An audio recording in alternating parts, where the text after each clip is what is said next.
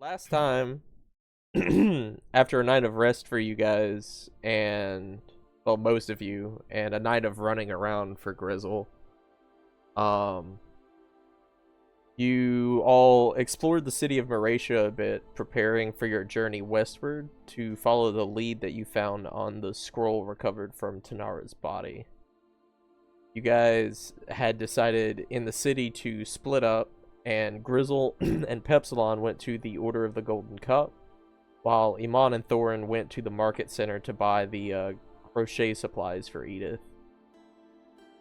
While you guys were, or while in the Order of the Golden Cup, Pepsilon had a discussion with one of the monks about Edith's condition, and the monk had replied that the Order was more than happy to watch over her, though they were also unsure of what the nature of the crystals seemed to be, other than that they were of a divine nature.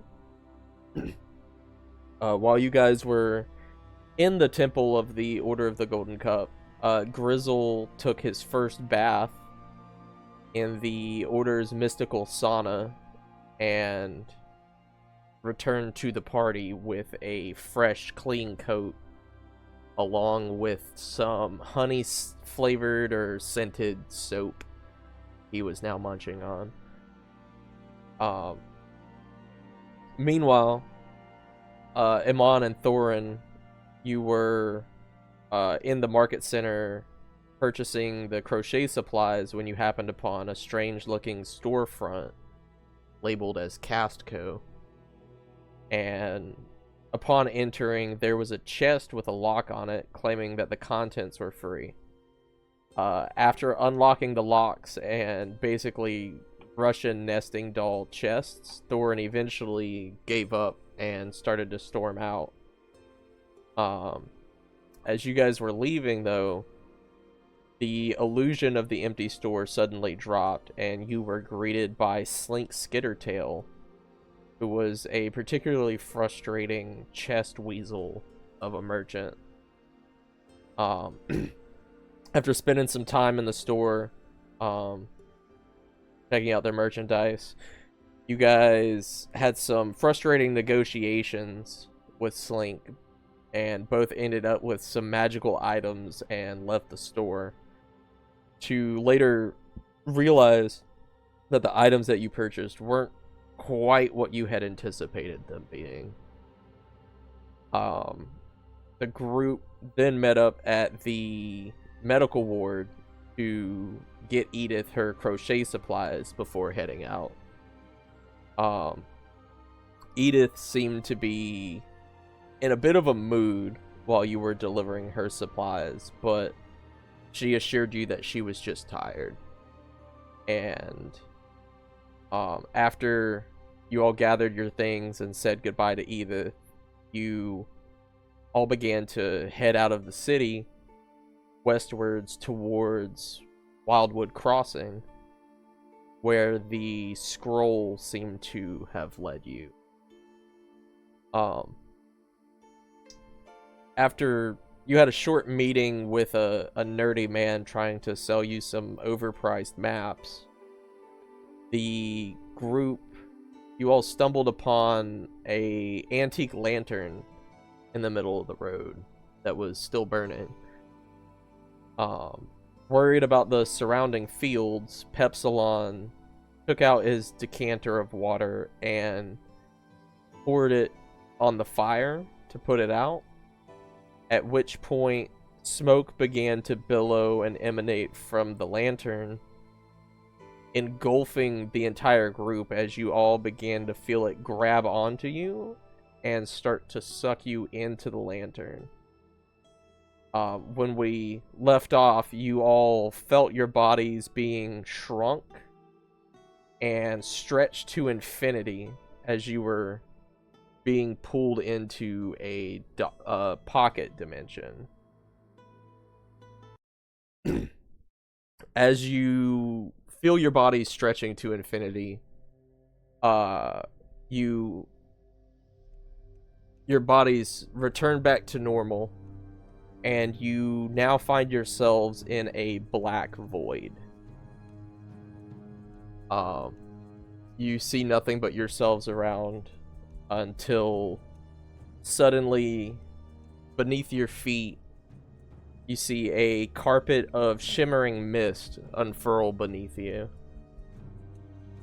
As the carpet is unfurling beyond you, it begins to reveal the contents of this pocket dimension.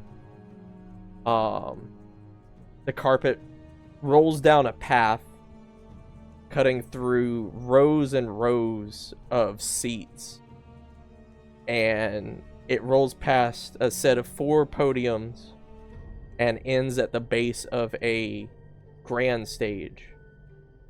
As the carpet rolls down to the base of the stage and hits it, everything suddenly lights up around you.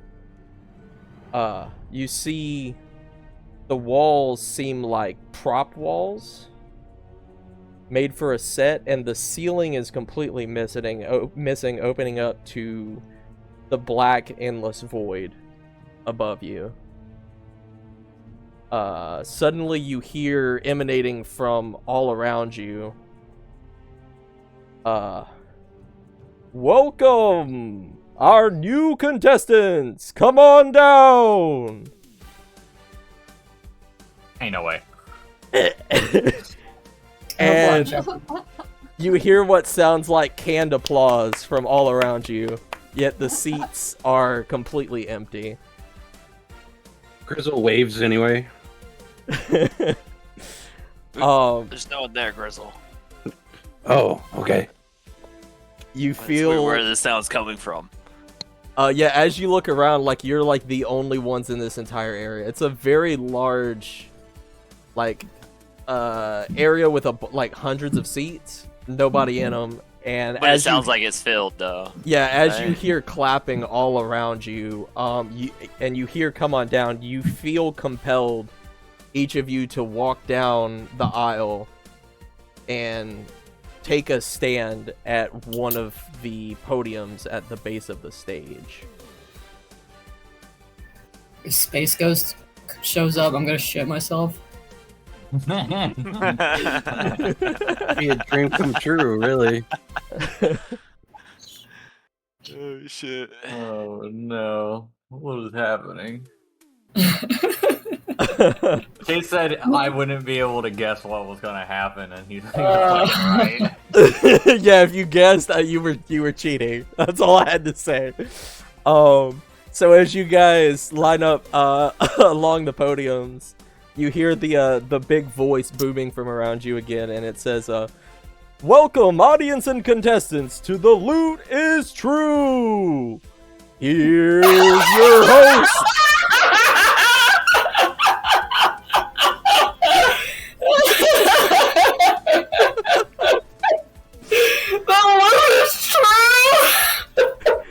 And you hear him say, "Here's your host, Bob, the Barker of Fate." Nice. And you hear the canned applause, this time much louder and more boisterous, as they are cheering on the host walking across the stage. You see before you a handsome genie man, his snow white hair, and he has a very large, charming smile.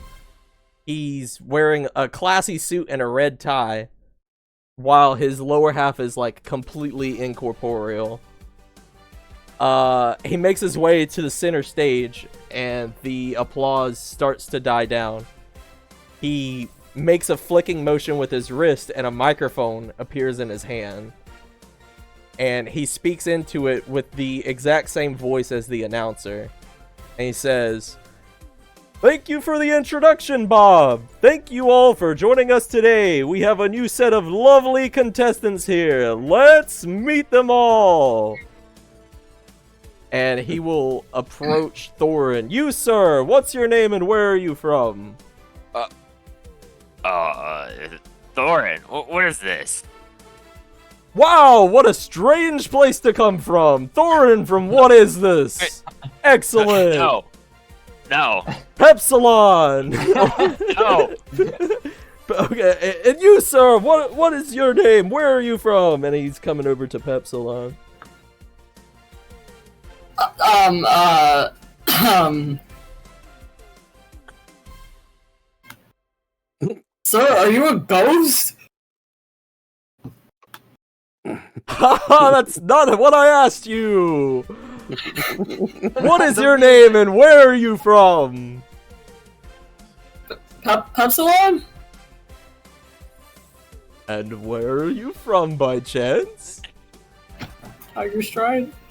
Pepsilon from Tiger Stride, everyone! He will make his way over to Iman. You, sir, what is your name and where are you from? I'm Iman, and I'm severely out of my state. From Mauritia. Severely out of my state, Iman! Woo! Alright, you, sir, the furry one, hello! A fan favorite, I'm sure. It's good to be here. Great to have you. What's your name and where are you from? I'm Grizzle. I live with a cave. Grizzle from the cave! And you hear the applause erupt from around you.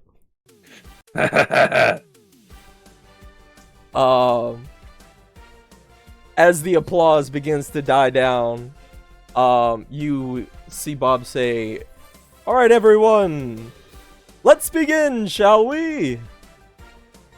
And you hear, now his voice emanating from all around, but not coming from his mouth, as he says, as you hear, "As always, our first game will be Contestants Row.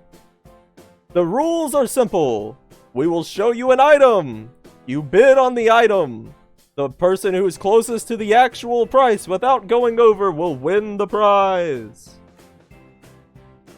As a reminder, all items are priced at 1000 GP or above. And of course, an exact match on the price of an item gets you a bonus cash prize. Contestants, are you ready?" Leans What on over earth to Amon and goes, 1000 I hope they GP. have Plinko. Have any of you guys ever even seen 1,000 gold coins in one place? I don't even know what's going on right now. Iman's just Excellent! fucking gaping. He doesn't know what the fuck is happening. Well then, let's play! And you hear the canned audience start to chant along with Bob as he says, "The loot is true!" Can't do that fucking game. Can I get everyone to roll initiative? Oh god, okay.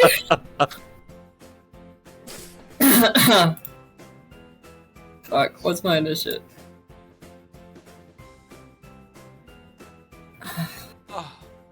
We're back at it again, boys. The low roll initiatives. Oh no, people don't have like actual... that one. That one. No. Yeah, you're gonna recognize a lot of these, okay? I was saying, oh no, not the fucking DIY music.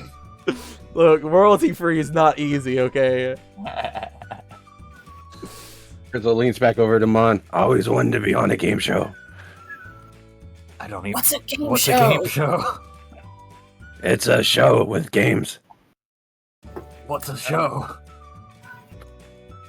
It's like a play. Oh, There's no one here. how do you know How would I this? watch people play a game but not play a game myself? How do you know? About game shows? Yeah. Yeah, I'm well traveled. Okay. All right. Can't argue that. Okay. So after he says the loot is true, you see curtains appear on the stage in front of you, and Bob says, Tell them what they're bidding on first, Bob. And again, you hear his voice emanating. And he says, well, Bob, our contestants got beat down. Well, may get beat down, but they'll always get back up with a lifetime supply of health potions. And the curtains open up, and on the stage you see a bright red decanter sitting on a pedestal. And the announcer says once again, that's right, once per day this beauty will dispense one free health potion at will, forever.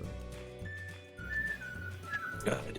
That Yeah, that's good. sounds fantastic. Excellent, excellent. So, let's start the bidding with, Mr. Pepsilon.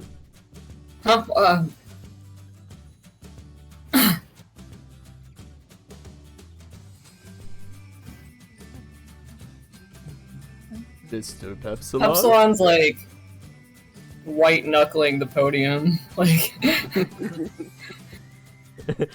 Bob I have walks no over. concept of a game show. I don't know what's going on. There's people laughing, but there's no people.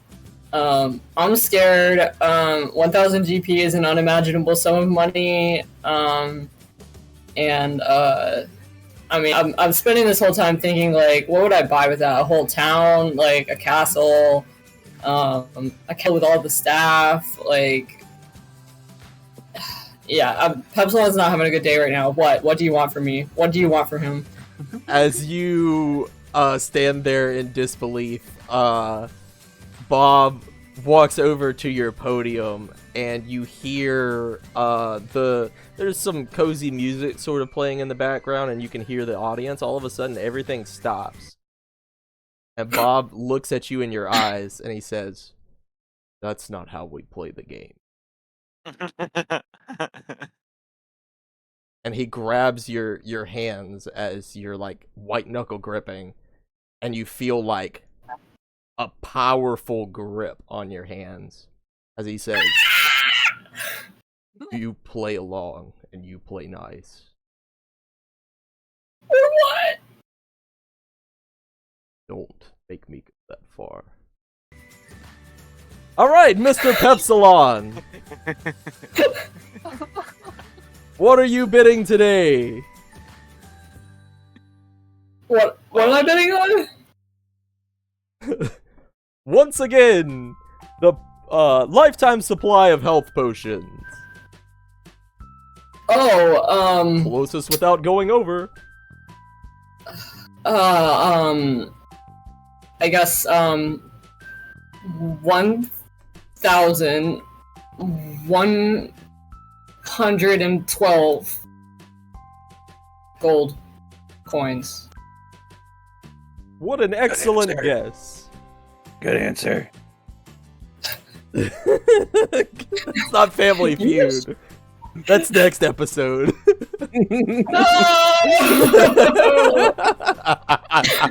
You gave me an idea. Eternal hell. Are you gonna be the other family, Chase? Are you gonna be all of the other family, or what? Don't fucking tempt me. I'll do it. All right. He moves down to Grizzle's podium and he says, "Mr. Grizzle." Oh, I guess. 2,520. Good answer. Good answer. Excellent answer. Excellent answer. Next up, Thorin. 3,000.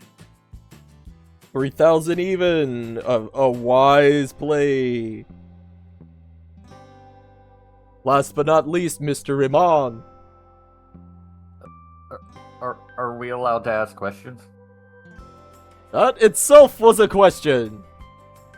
Of course you can ask questions. Are you a god?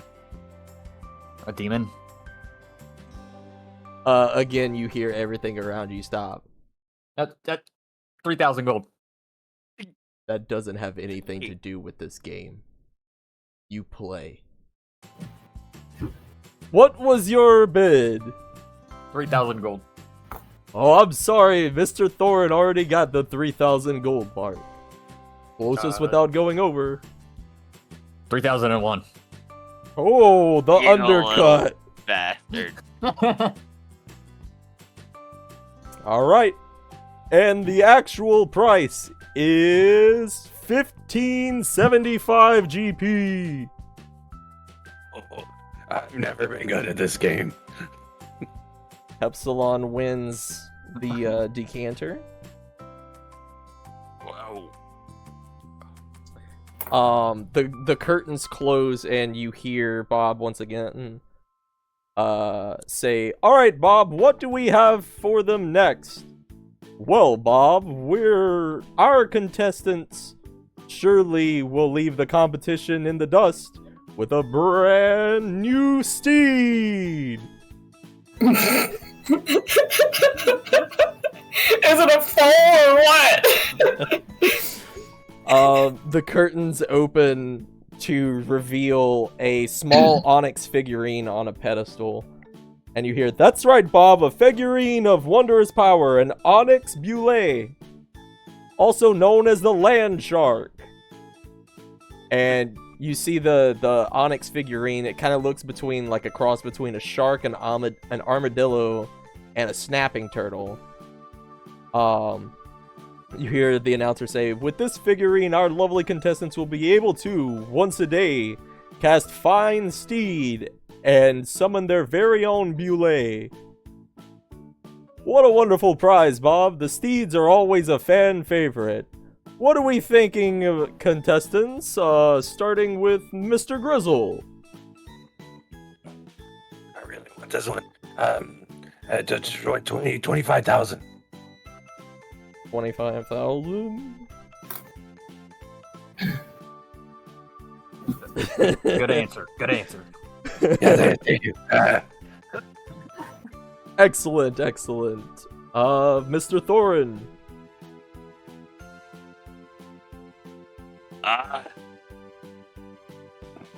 1,000. 1,000 gold, a bottom line answer. Risky in the middle of the pack, but sometimes pays off. Mr. Iman.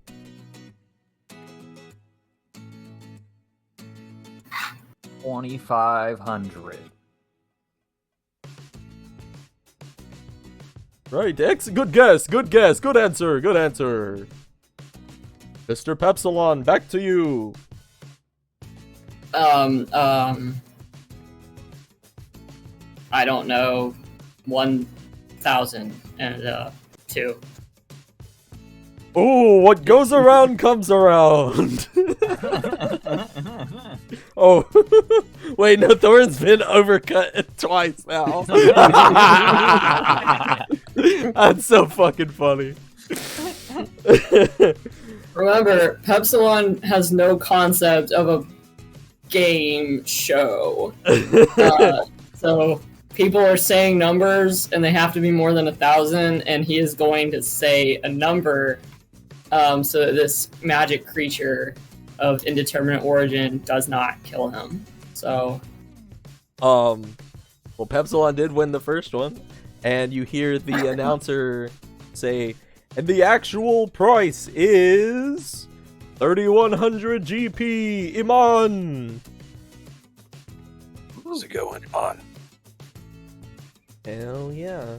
What did you say it was? Like a shark, armadillo, and snapping turtle mix? Yeah, it's a too Bulle. many animals, bro.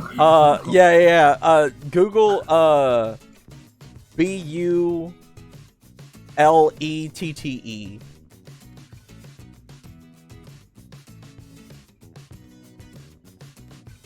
It's Oh, beautiful. that's dope as shit. Yeah. I did not know how that would mix. That's cool. Yeah. They're really heavily armored, and they have a really amazing burrowing ability. And you hear from around you once again the announcer say, "All right, what's our third prize today, Bob?" Well, Bob, our contestants are maybe getting down on their luck on some days, but we can help them out with the Wheel of Fortune. And the curtains close and immediately open again to reveal there's a spinning wheel with various etchings on its side. And you hear, "That's right, Bob, once a day, our winning contestant will be able to spin this wheel and get whatever positive effect they are granted. Wheel effects include, but are not limited to, advantage on their next action, a temporary shield, and a bonus action, and luck transfer. With an item like this, our contestants are sure to get the better of their foes." Thanks again, Bob. What are we thinking, Mr. Thorin? 1500. 1500. Good guess, good guess. Mr. Iman.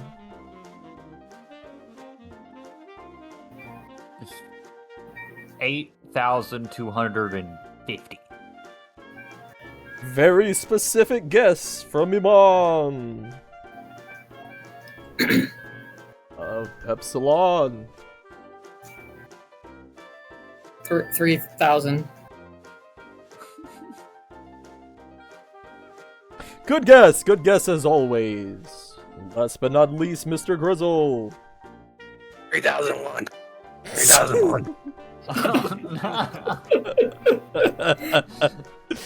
At least it wasn't me this time. Oh, the overcut, a classic for the Ludus True. Alright, the actual retail price is 1875 GP. Thorin! Let's go. Once again, audience, the overcutting strategy isn't paying off. You hear laughing coming from all around you. Hey, so to be clear, like, when he's introducing new prizes, he's talking to himself, right? Like, there's no one there that he's speaking to? Yeah, it's just you in this big, like, auditorium, basically, and he's on the stage, and whenever he's talking to the announcer, he's talking to nothing, and then everywhere around you is talking back in his voice. And they're both referring to each other as Bob. This is fucked up. You're a sick freak for putting us through this. I love it. Okay, Bob, tell them the fourth prize they'll be bidding on today. Well, Bob, we know how much our contestants hate leaving early, so how about we give them the contestants' comeback? The curtains once again close and immediately open to reveal a golden unmarked coin propped up on a pedestal. And you hear him say, "With this coin, our winning contestants were hurt enough to be knocked unconscious. They will instantly become reinvigorated. With this item, of course, it is a one-time use." Wow, Bob, what an item! I can imagine how useful that could be for an adventurer. What do you think, Iman?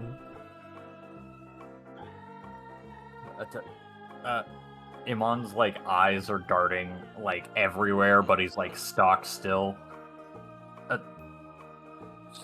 1732. Iman, playing the specific game. I like it. Back to you, Mr. Pepsilon. What? Another one? I'm like checking out the back wall as I say this in case there's, I don't know, literally anything that can help me.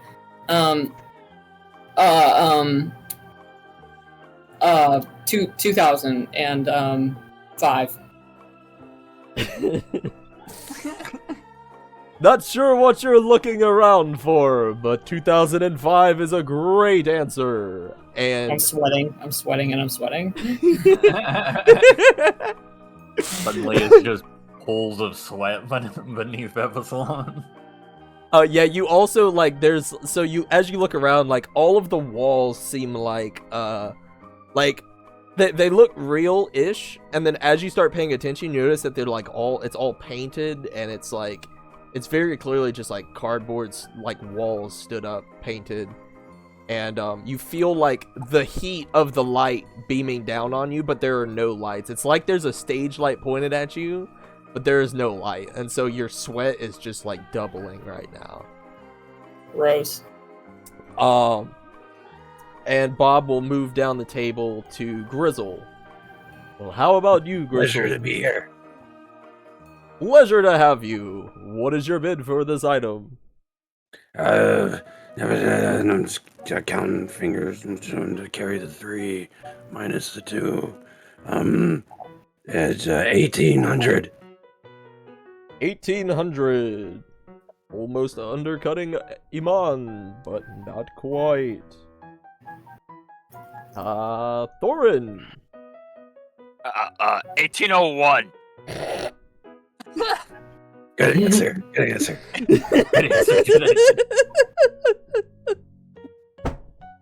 Fuck.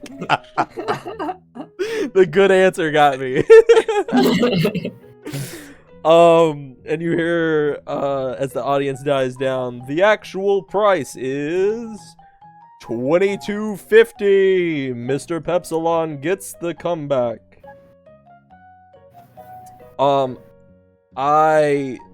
This is all written down. The prices are written down. It's almost even. Grizzles is the only one that hasn't gotten anything yet, which is interesting. However, it will now go to Bob will say, "All right, Bob, our final round on Contestants Row. What do we have for them?" Well, Bob, our contestants may have a better chance of finding the secrets of the world is hiding with a brand new decoder ring. And the curtains open once again to reveal a bright green ring with gold etchings moving across the face of it.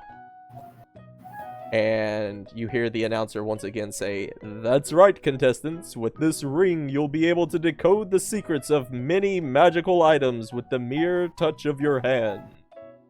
Certain exclusions apply." Thank you, Bob.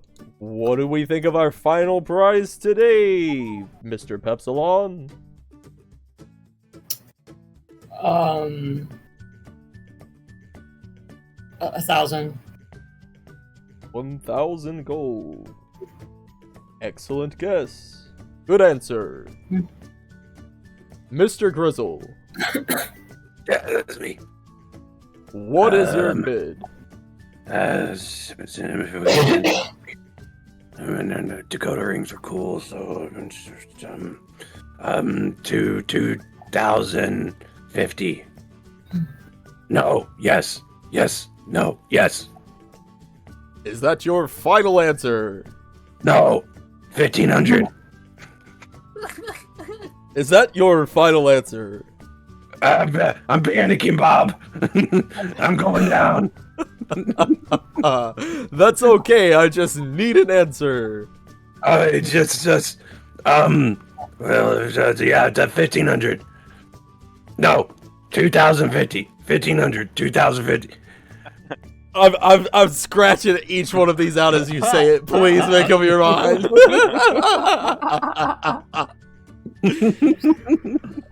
Bob walks over to your desk. Give me an I answer. want this ring so bad. Give me All an right, answer. I will give you an answer, Bob. Once again, really pleasure to be here. You and the audience are very lovely today. What's your bid, Mr. Grizzle? 1,800. 1,800, and that's his final answer, and he walks on to Thorin's. Thorin, what do you bid for the decoder ring? 4,000. 4,000 gold. And last but not least, Iman.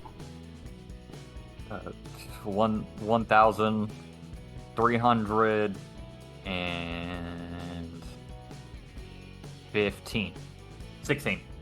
1,316. Is that your final answer? Yes. He shoots you a glare as he walks back to the stage. Amon is like, he's just actually afraid. Like, about to piss himself. I wonder if I could cast spells. Amon's thought about it. He hasn't done it. He's thought about it.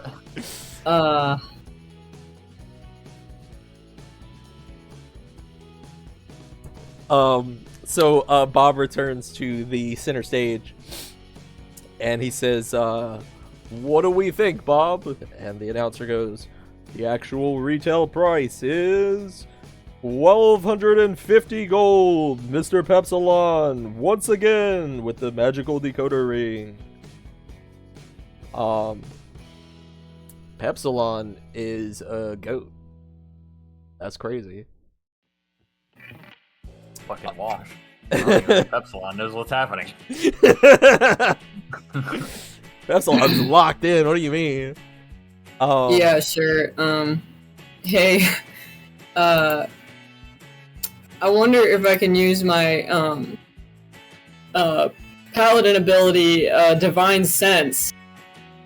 It uses my channel divinity to learn the location of any celestial fiend or undead or consecrated or desecrated thing within 60 feet of me.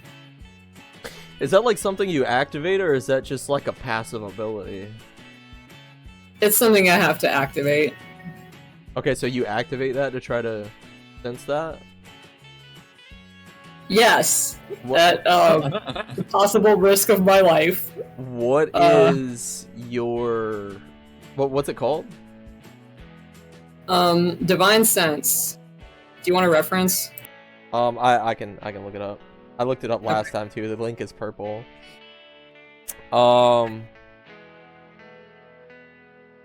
So as you do this, this location of any celestial fiend or undead.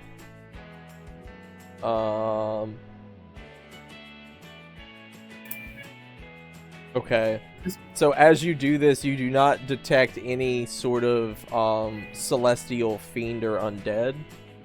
And just as you do this, once again, everything stops around you, and as you look up to the stage, Bob is no longer on the stage. And then you feel a hand on your shoulder as Bob grabs you and pulls you backwards into one of the chairs behind you. Oh, I had no idea there were chairs. That's not good. Yeah, there's like, well, you're like lined by like the audience's chairs, right? And so like he just like throws you into one of the audience's chairs, and he stands over you and he says, "That's not how we play the game. Cheaters will be dealt with." I was not attempting to cheat, sir. No more of that. Understand? Yes. And suddenly he is back on the stage. All right. As always, to end our game, we're going to spin the wheel for the contestants showdown. And Did Bob remove me from the whole game? No, you're just like now sitting in the chair behind your podium. Like you're free to get up, but like you're like you're just like stunned in your chair, I imagine. I feel like I should roll a con save or something to see if I piss my pants. Like that was so scary. You can do like a yeah, probably a con save. I actually have a DC here for it, so. Really? Why do you have that?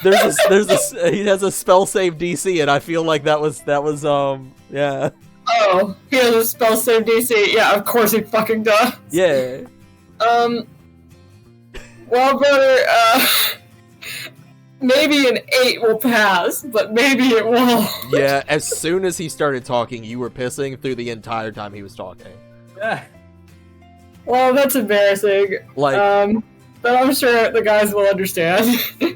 I will point out as he speaks, there's like a booming echo that kind of resonates through the void that is like above your head. Like it's like he is everywhere when he speaks.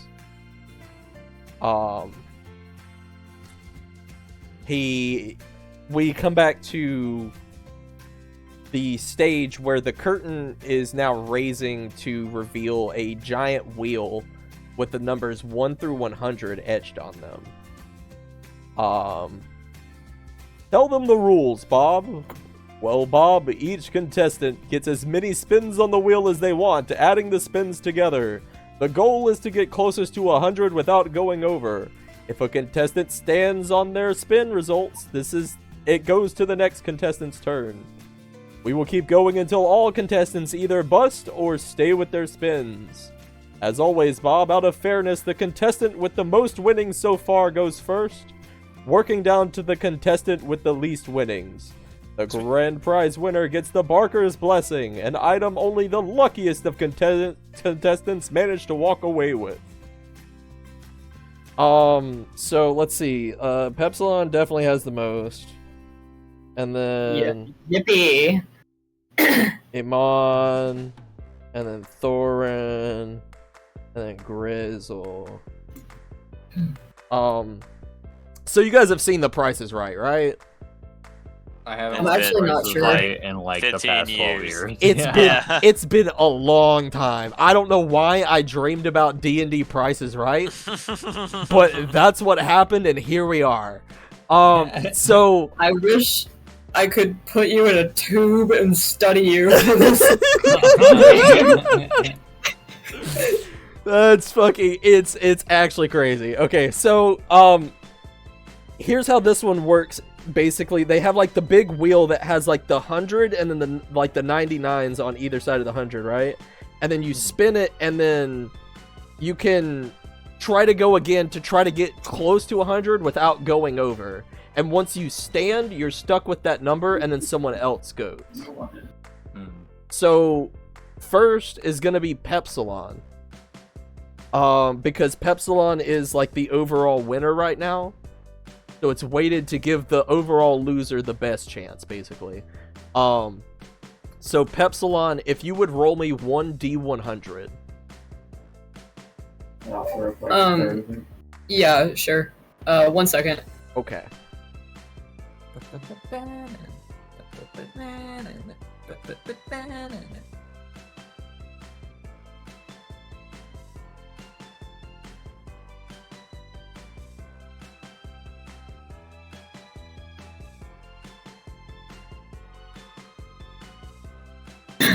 Sorry, Lily had to ask me a question. That's okay. Let's see. D100. Let me get that going here. 23. 23. Now your goal is to get to closest to 100 without going over. Do you want to roll again, or do you want to stay with your 23? I don't know. What happens if I go over? You bust and you're out of the running for the grand prize. Oh, whatever. Yeah, whatever. I guess I'll roll again. Huh?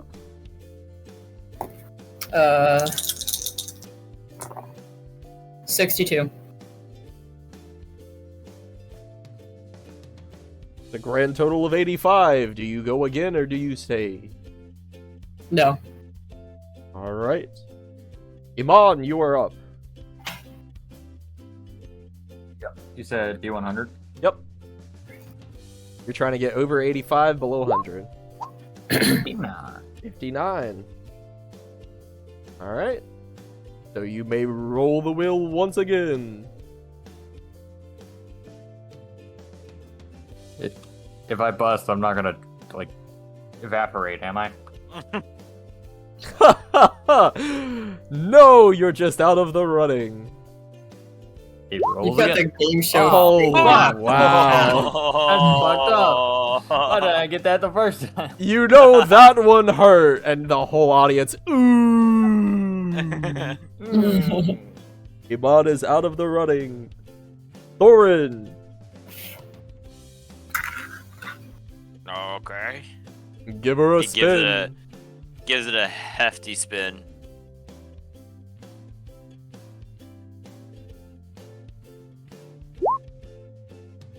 $75. Oh, so close, but oh, so far. He's gonna give it another spin. Ah, Ah. I'm like holding my breath over here. Oh, sad to see it. Ooh. Can't wait to see if we actually survive, first of all, and also win prizes. For real. Grizzle, last but not least, here's your chance to win it all. I actually get to use my D100. It's gonna sound like a rock hitting the table. I'm listening. It is an 89. Oh, wow. Hot damn. The audience goes crazy as the wheel lands on 89. And you What did hear, Pepsilon get? 85. Oh, okay. I went to go grab my D100, so. So, as it lands on 89 and the crowd goes wild, you hear the theme song come back on again as Bob says, "Excellent work, Grizzle! Your prize for today is the Barker's Blessing." Thank you so much. He returns back to the center of the stage and says, "As always, Bob, we bring out the dodecahedron of fortune to give our contestants their final parting gifts." And a large stone dodecahedron suspended in the air inside a large round enclosure wheels itself across the stage and lands center stage as you all once again feel the compulsion to stand up and return to the stage and wait in line. And Bob says, "All right, whoever would like to go first, spin the dodecahedron." So whoever would like to spin, roll a d20. I will. You said what? Dodecahedron's like one of my favorite platonic solids, man. What'd you say, roll? D20. D20. 10. 10? Alright. Thorin, you get 50 gold pieces. Awesome. Who would like their parting gift next? Step right up. Don't be shy. I'll go up. And remember, audience, neuter your pets. Alright. That's usually my line. I got 19, Bob. Oh, 19! That's a 500 gold jackpot for Mr. Grizzle. What a You're the parting best, Bob. gift. Can we kiss? Haha, no, maybe next time on Family Feud. If this is followed by Family Feud, I'm not gonna be happy. Pepsilon will choose to spin the dodecahedron of fortune.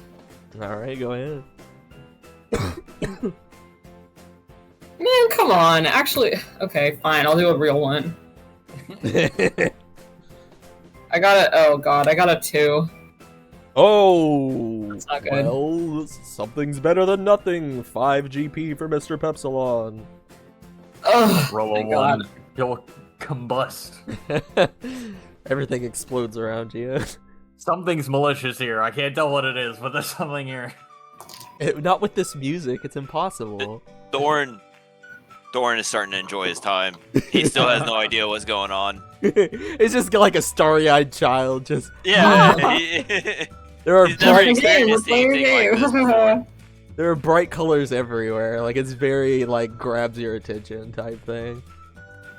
Comes from a world of gloom and darkness, and you're like, whoa, whoa. Whoa, television. He as it keeps going, he's getting like more and more excited. He's like, oh. And Bob walks over to you, Iman, and he places his hand on your shoulder, and as he does, it's like a 20-pound brick just lands on your shoulder, and he says, "All right, Iman, step right up and get your parting gift." I don't like how malicious that is. Oh, fuck. Yeah. Oof. All right, Iman gets 15 gold as a parting gift. All is well and good. Contestants, you may return to your podiums. Can I roll a save to see if Iman just pissed himself? Yeah, go ahead and con save. Dave. That is a 7. Yeah, Iman pissed himself. You guys are soaked in urine. It is not a good day. Not Thorin. Thorin's having a great time. Grizzle is all in it. Thorin is having a blast. Iman and Pepsilon are fucking spooked. Well, we know the ways of magic and gods, so yeah, man. he is afraid of gods and deities, and he knows the power. I We're in don't his know what domain. the heck this is. You said that was 15 gold? What was it? Yeah, it's 15 gold. I'm gonna go over it at the probably the end of the session to recap everything. But you guys return to your stage, your podiums, and the crowd is clapping, starts to die down, and Bob returns to the center of the stage, and he looks off the stage almost like he's looking into something that's not there, and he says, "What a wonderful game we've had today. We'd like to thank you all for watching, and a special thanks to our contestants this evening. Have a great night, and don't forget to spay and neuter your familiars." That's the thing. He said the thing. He said the thing. Just as you hear that iconic phrase uttered, you feel your body being sucked away into the void above you once again, and you feel your bodies again being stretched to infinity as the studio begins to fade from your vision below you, and suddenly, as your bodies reach the peak of stretchiness, you pop out of the lamp, tossed onto the dirt road where you were sucked in from. I'm getting away from that thing as fast as I can. What the fuck just happened? That was fun. Can we? You think we could do that again at some point? I'm Come with on, you. what was that thing? I wonder if you have to register. I didn't register. Oh, Did we have to register? Did they? come to think of it, I didn't register for it either. Did they register for us? I want to make sure that me and the gang are not hurt or We're all cursed. mangled or whatever. Yeah, so as you start to look over everybody and yourself, you do notice that Iman is sporting the same piss as yourself. Other than that, even without a medicine check or anything, you all seem unharmed. You do have a bit of bruising on your hand from where he grabbed your hand, and Iman has a bit of bruising on his shoulder from where he laid his hand on him at the end there. But other than that, you guys are relatively unharmed, and as you're going over yourself, you do realize that you have all of the items that you were claimed to have won in this weird experience inside of the lamp. Wait, we have all of the stuff? Yeah, like you reach in your pocket and you find like an extra 5 gold, and you also have the lifetime supply of health potions. You have the golden coin and the Dakota ring.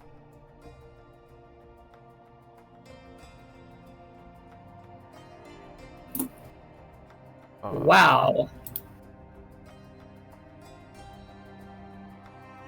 I'm speechless. I don't know what to say. Absalon, look, I peed myself like you did. He says as he's pissing himself. Exactly.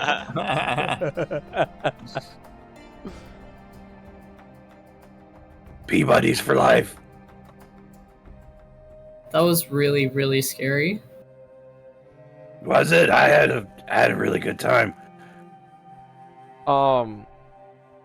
Pepsilon and Iman, if you will give me like a history check. Yeah, 1 second. That is a natural 1. Iman, you Plus are 0. you have no idea what just happened. Nothing has changed. Yet again, he says, what the fuck history. just happened? My history's not very good. Let's see. I'm not much better. That's a 3 total. Yeah, you also have no idea. You both kind of get the sense that was like you're right about the fact that was a very powerful creature that you just dealt with, but you have no idea what just happened to you or why it happened. As you are looking around, you guys notice, like, whenever you were sucked into the lantern, it was like a little bit past midday. You now have like about an hour of sunlight left. Is the lantern still there? No, like as you plopped out of the lantern, Pepsilon kind of started like running, like he was getting away from it, and the lantern kind of disappeared into the smoke emanating from it. Did I get a good look at it before it disappeared? I mean, you saw what it was before you like entered the lantern. Okay, so if we were to come across it again, would I recognize it? I have a sneaking suspicion that if any of you guys saw that again, you would know what you were looking at. Yeah. Okay, great, awesome. Thorn, he sees that again. Thorn's gonna be excited. He's gonna be rubbing that lamp. He's like, guys, he's back. He's back. Loot. Loot Maybe. pinata. I wonder if the lamp would, be there and then, be there for a while and disappear and reappear, after a long interval of time, like perhaps a season. It comes and goes.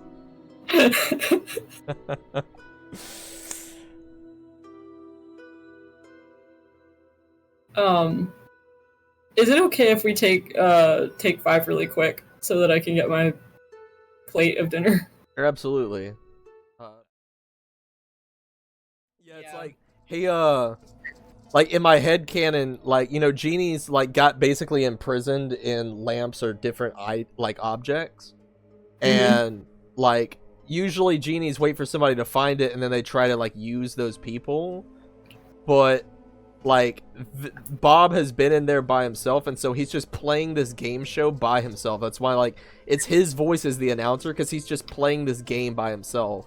And when he gets contestants in, he just uses them as like how he would. We were simply his toys to be played with. Exactly. Yeah. But we got paid for it. Yeah, the chaotic good part. So yeah, you guys are now back on the road. You're like currently surrounded by like just open fields in both directions, and you've got about an hour before sundown. You could continue forward. You could set up where you're at in the fields. You do remember there's a tree line about 30 minutes back where you came from, next to a river. A tree line, what? There's like a tree line about 30 minutes back where you came from, like next to a river. But you've got about an hour before the sun goes down.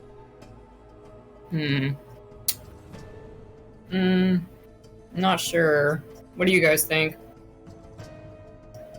How far is that river? It's about 30 minutes.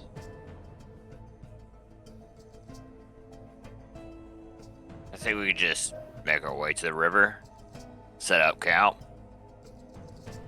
Maybe that's a good idea. I know we could use a bath. Enjoy our I goodies. need to wind down and take a bath. Yes. Yeah. Yeah, I'm with you. Considering it's only like a 30-minute walk back, you guys make your way back without any incidents. The dead eyes of Bob the Barker of Fate, excuse me, digging into your soul, haunts you, and you end up at the river, and you start taking your baths and such as the night begins to fall. Good thing I picked up that soap from the monks. In fact, I'll share some with Iman. I'm sure Grizzle has a lot of them. What was it? Sorry. I was fascinated by new mount. A honey smelling soap. I'm gonna. Yeah, Grizzle is feeding Fizzle, and he casts Fizzle, and holding Fizzle. He's trying to feed all of them, and then Grizzle would like to find familiar. Okay. What's it gonna be? I assume. Well, you said from 1 to 100. Do I just roll a d100, or how are you doing this? No, wait. What did I send you? You said that that there's etchings on it. Oh no, it's a gold Wait, ring with I'm tiny trying to numbers. The okay. tiny numbers on the ring, just like kind of resembling the wheel that you spun in order to win the ring. Yeah, gotcha. It's like a It's just what it commemorative looks ring. like. Yeah, it's like a Yeah. commemorative ring. That's why, like, I have the Wheel of Fortune. So he's gonna cast Find Familiar, and it's going to be an owl. Okay. Oh, is it here now? Awesome. I'm gonna name you Fizzle. I love you, Fizzle. I love you, Fizzle. I love you, Fizzle. I love you, Fizzle. Yep, and he's just gonna be like hanging out with his animals. All right, he throws Fizzle on the ground with the other Fizzles, and it's like play amongst each other. All right. So hold on, I pause. You've got a rock, a pig, an owl, and a drake, right? Yes. Okay, just clarifying. I want to say out of character too. Didn't last time we did your campaign, didn't we have this conversation about not introducing animals to Grizzle? It wasn't supposed to be for Grizzle. That was all At fate. At least he didn't get the steed. Yes. He would get the steed and the familiar. Oh my god. Which He's starting an arc. by the way, I do have a token for the Bule. Iman, it's your mount, so you could think of a name for him at some point. In this time after Iman has like bathed and everything, and he's like settling down for camp, he's got to take out the figurine. and it's a 10-minute cast time, so I assume he's just gonna like study the shit out of this figurine. He's gonna cast Find Steed and cross his fingers. As you cast Find Steed, you do your 10-minute ritual, and at the end of the 10-minute ritual, there's nothing. Like, there's just silence around you. You hear the crickets and the campfire, and then you start to kind of hear like a low humming before the ground starts to lightly vibrate until it builds up, and coming out of the ground next to you is a large monstrosity of a Bule, poking out of the ground, and it comes over and nuzzles its nose up to you. That is amazing. I think I know what we Said can in call it. character. I will also say, Bules are typically 9 feet tall and 12 feet long.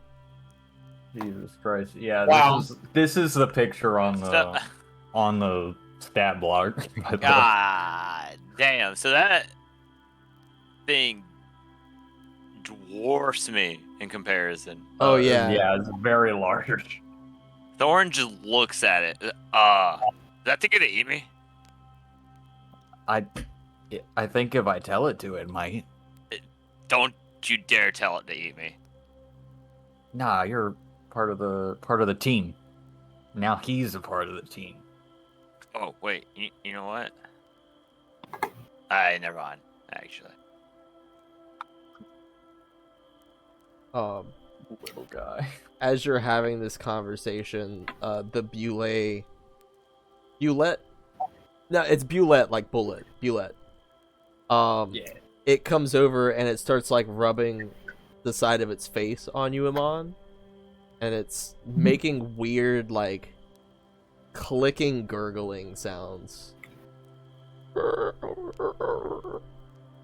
One kind of finds it like relaxing, like, but in like a weird way. He's like, that shouldn't be relaxing, but it is. And he kind of like it'll like stroke its head. He doesn't know if it can feel it because it's probably got like a 2-inch thick carapace, but Give me an animal handling check. yeah, I definitely have good animal handling. You've handled an animal in your time. Oh, I actually have a decent animal handling. I didn't know that. That is a 16. So yeah, as you start petting them, they look at you and looks up at your hand and sort of leans into what you're doing, like realizing that you're rubbing on him, and he plops down on the ground, and as he does, you guys all kind of feel the ground shake a little bit. That is tremendous.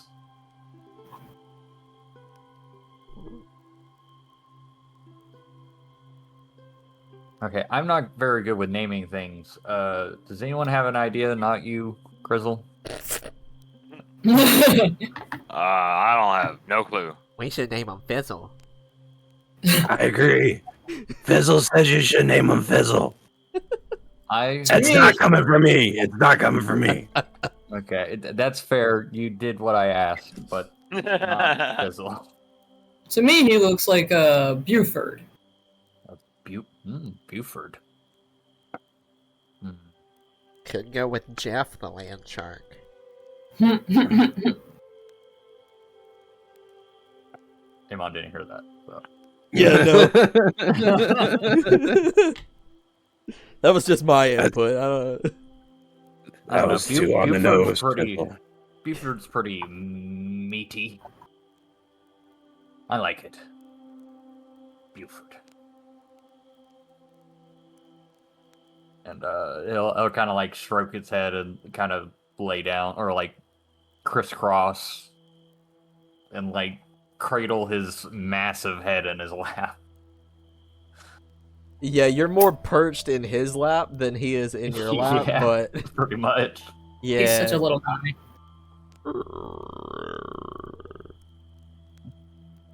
And mom kind of just shrugs and is like, I guess this is a thing now. As you're like cuddled up to him when he did that like deep gurgle, like you're leaned up against him, you can feel the vibrations, like bassy vibrations. Oh yeah. He almost looks big enough to carry the whole party.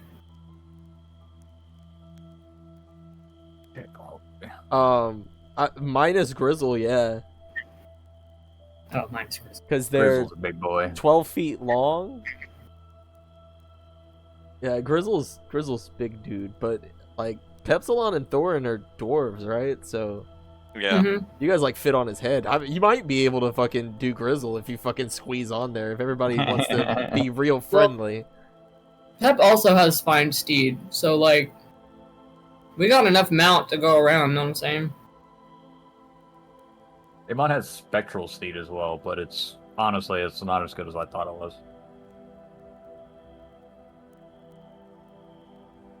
Very situational. Yeah, it doesn't last very long. So, you guys are posted up by the river, and you start to prepare for the nighttime. It is customary while out in the wilds to run overnight watches. If you guys want to organize how you're gonna do that. I don't mind going first because I'm still scared of Bob the Barker of Fate. I'll take middle shift because I have very good night vision. Fizzle also has very good night vision. They're an owl. They can take watch. I hate you. I think we all have advantages with. Thought he was talking about the rock. Woo! Oh. That's a good one, Fizzle. Fizzle got it. Fizzle got it. I don't know if I want an owl keeping watch over me while I sleep. I mean, what if he flies away? It talks to me. It lets me know what it sees. Oh yeah? What's it see right now? Can I roll a perception check for my owl? Yeah, you can. As you do that, the owl just like shits where it's standing because it's a bird. Oh man, that's also a good one, Fizzle. And we run off the owl's perception, right? Yeah, there's something I think with owls and nighttime, I believe. Like, they might have, like, or with their vision. The owl has advantage on wisdom perception checks Oh, nice. that rely on hearing or sight. Cool. Owls do have very sharp hearing. It also doesn't provoke opportunity attacks when it flies out of an enemy's reach. Very cool. Very smooth, very elegant, very chill. Yeah, I'm looking them up as well. So, 16. Was that with advantage? Oh, Yeah, you get advantage because it's like, sight. an 18. 18. Yeah. Fizzle flies up above everything and is kind of scoping out the area. You see, like, up ahead, like where you were, some like big open fields. The river that you're next to actually opens up quite a bit upstream, and it kind of like breaks off into different branches that leads to you. And there's like a small, dense, wooded area around where you're at, surrounded by more open fields. So, you guys see as this happens, like, Grizzle stands rigid, and his eyes go completely like white blank, and then he just repeats what is being seen to you guys, and then he stands normal again, and his eyes go back to normal. Huh. Okay, well, I didn't expect that. What kind of a creature did Bob the Barker of Fate provide to you? Is I do not know what that was, and subsequently, I've got big questions about. With this creature, like I have a choice to do this either as a celestial, fey, or fiend. I'm gonna count it as a fey for you, DM. So just so you know, Okay, I'm gonna try to remember that. no But, problem. boy, is that a lot of creatures. Um, okay. Only like two. One of them's a rock. You shut up.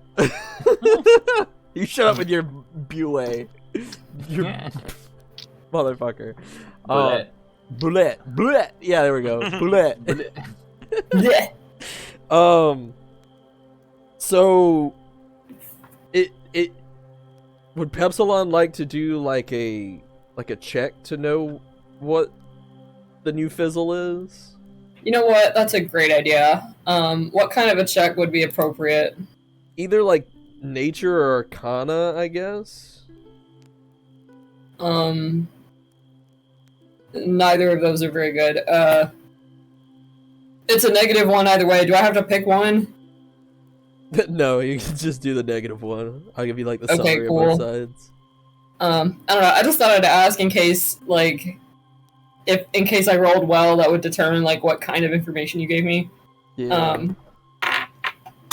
Oh fuck! I lost my die. I'll roll a different one. I'm not picking that one up for a second. Yeah. It's an 11. So as the owl is flying around, you are pretty familiar with like animals. You're aware that that's an owl, but it doesn't quite move like an owl. It kind of like stutters every now and then. It's strange, and you get the sense that when Grizzle rolled his eyes back, it's some sort of magical creature that is now tied to Grizzle. That owl's real creepy, man. Ooh.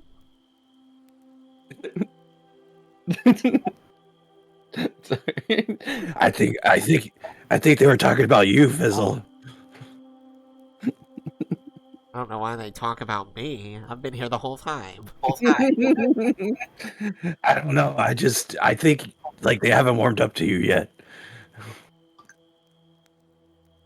The owl hadn't warmed up to the rock, or what? Yeah, who's warming up to who, Grizzle? I don't think the group has really warmed up to you. It sounds like Pepsilon doesn't trust you and you're kind of creepy. Who? No, not you, Fizzle. Grizzle, you're gonna have to start naming these fizzles. I At did. least with numbers or something.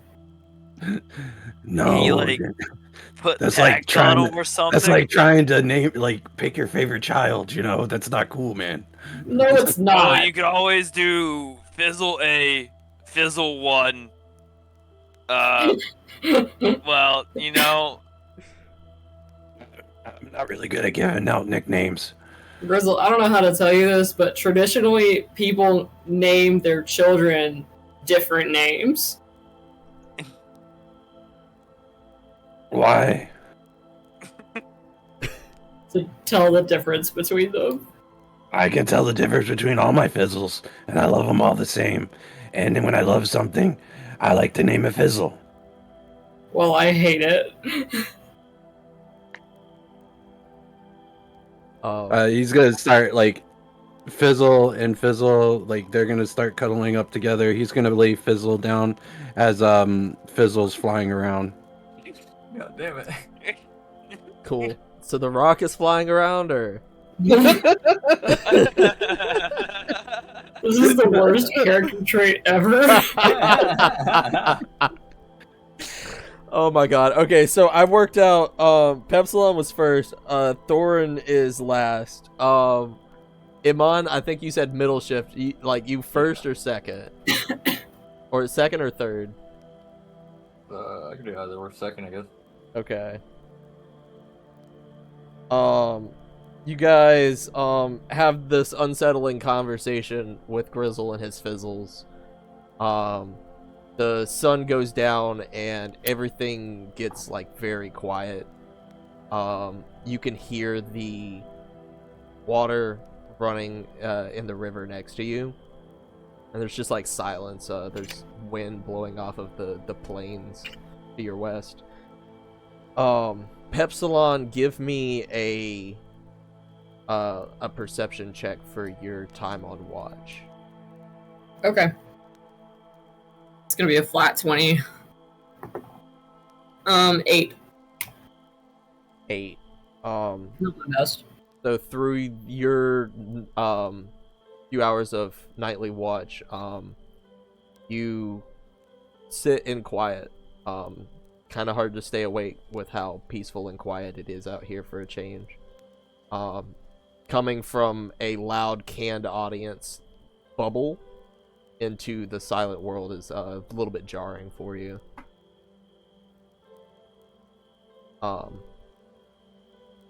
As the night progresses, you go to wake up Iman for his shift of the watch. Mm-hmm. As you guys trade places, Iman, if you will give me your perception roll for the night watch. Yeah.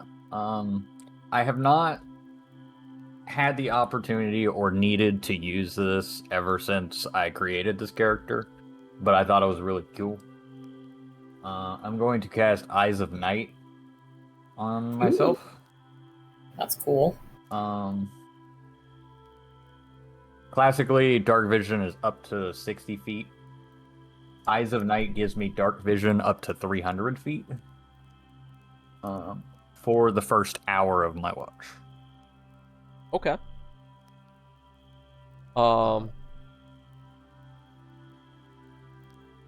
I'm mainly just doing it so that people know I can do this. And I can also cast it on other people, up to 3 other people, including myself, but it only lasts for an hour. So it's, yeah, but you could basically give it to the whole party. That's cool as fuck. Yeah. Okay, give me your roll.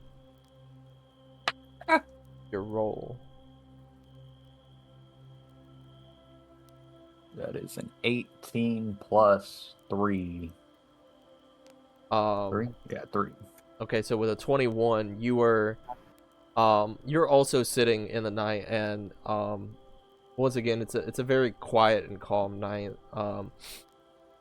The wind is blowing from the fields to your west and to your north, and then the wind picks up just a little bit. Not a lot. It just you catch on to it, and you can hear around the last hour of your watch, you hear a slight whooshing sound in the distance. But other than that, it's a pretty calm night. It's very quiet. It's quiet enough that you heard the whooshing. Otherwise, it was very far away.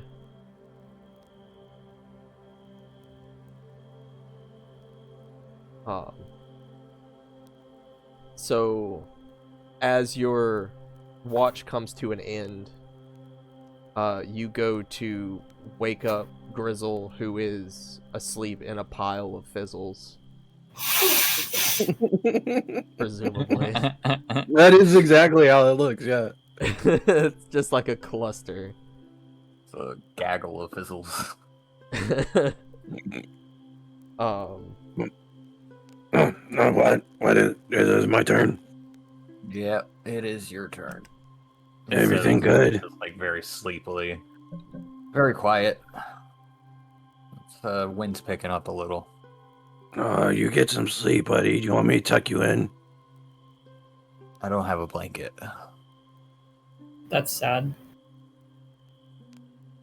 You're asleep. Shut up.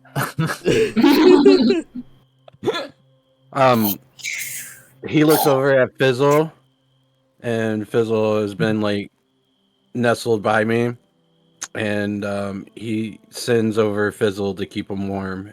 And for clarification, it's the pig. Go keep him warm. Big Fizzle.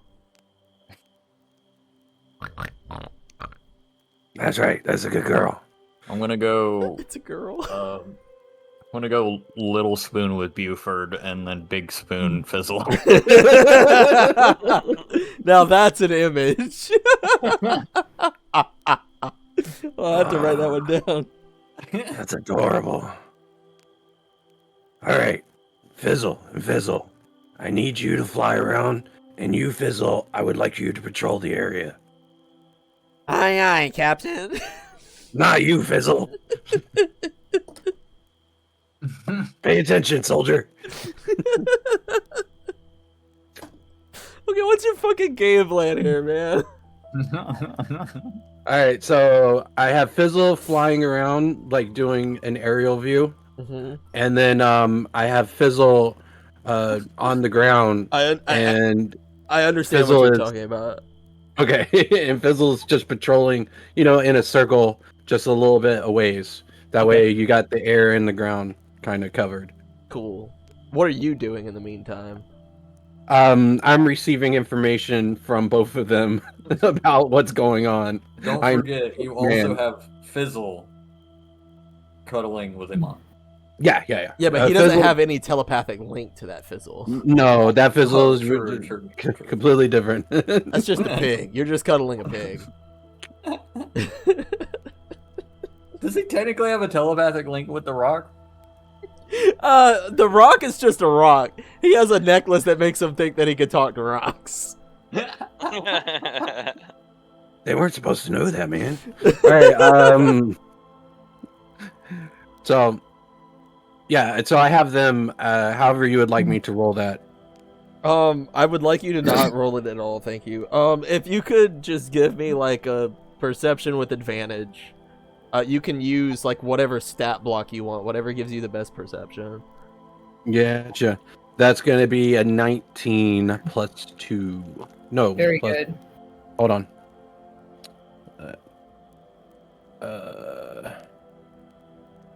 Yeah, perception plus 2. Yeah, so 21.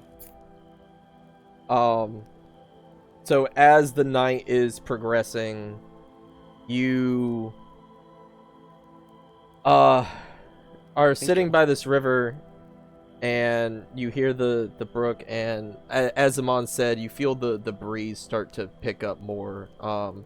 You can feel that Fizzle in the air is sort of getting blown off course with the wind every now and then, and you pick up through one of your sources. You can't really determine at this point with how many connections you have. You don't know where this source is coming from, but you're hearing like flapping that starts off in the distance, and it begins to close in. It's coming from the east, and it's getting closer and closer, and as the noise starts to pick up, you hear like a thud some distance away, and through one of your companions you start to smell something very familiar. Okay. It's kind of like coming home from a long trip. It's things that you're very familiar with. You're catching the smell of home off in the distance.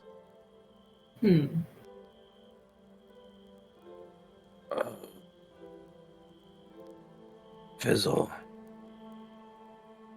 I think I recognize this. What do you think? Maybe we should check it out? What is it? Yeah, but if we walk away from the group, They'll be mad. Probably Sure. right, but they don't come from our home. They wouldn't. This isn't their home. Mm. Um, I'm gonna wake up Thorin. Hey, Thorin. Ah, eh. Hey, I heard a noise. I'm thinking about checking it out. Will you be able to watch the camp? Yeah. Yeah. Okay. I appreciate it. Here's a gold piece. All right, and Did he actually give him a gold piece, or did he just announce, "Here's a gold piece"? no, I just I hand him one. Oh, okay. Just checking. Thorin's still half asleep. He's just okay. I love that. So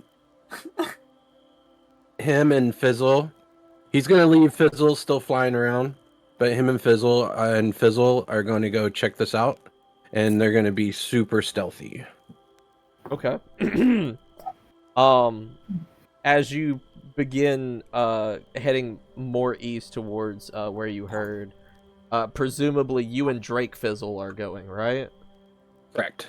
So you guys are coming eastwards, and the smell starts getting stronger, and as you continue towards this scent, Fizzle starts kind of getting a little more hyper and antsy.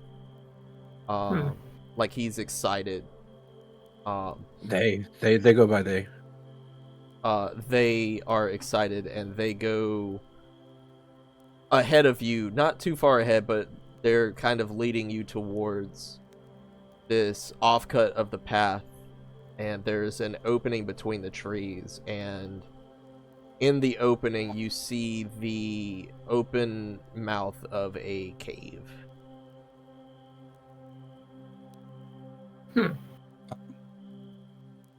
I see the opening mouth of the cave. Do I recognize it as my cave? Do you have night vision? Let me double check. I think I have a version of it, but considering this is the first time I've ever played a bugbear, I do need to look again.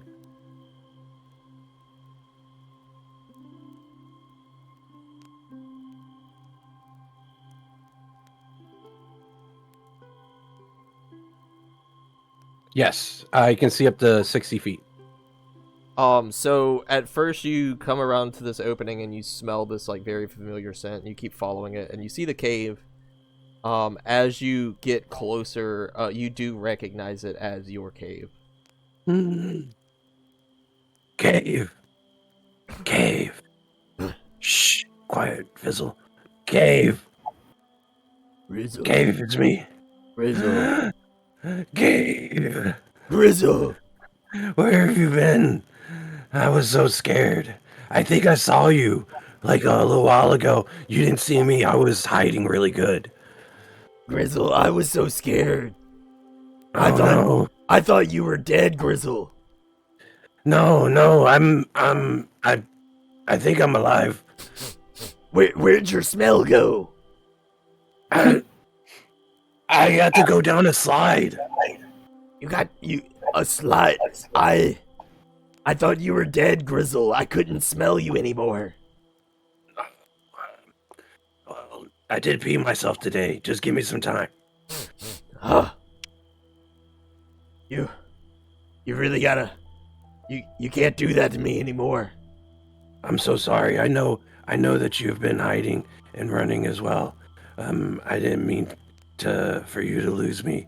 I love you, Cave. I love you too, Grizzle. Here. I can't stand to lose you again. I need you, Grizzle. Of course.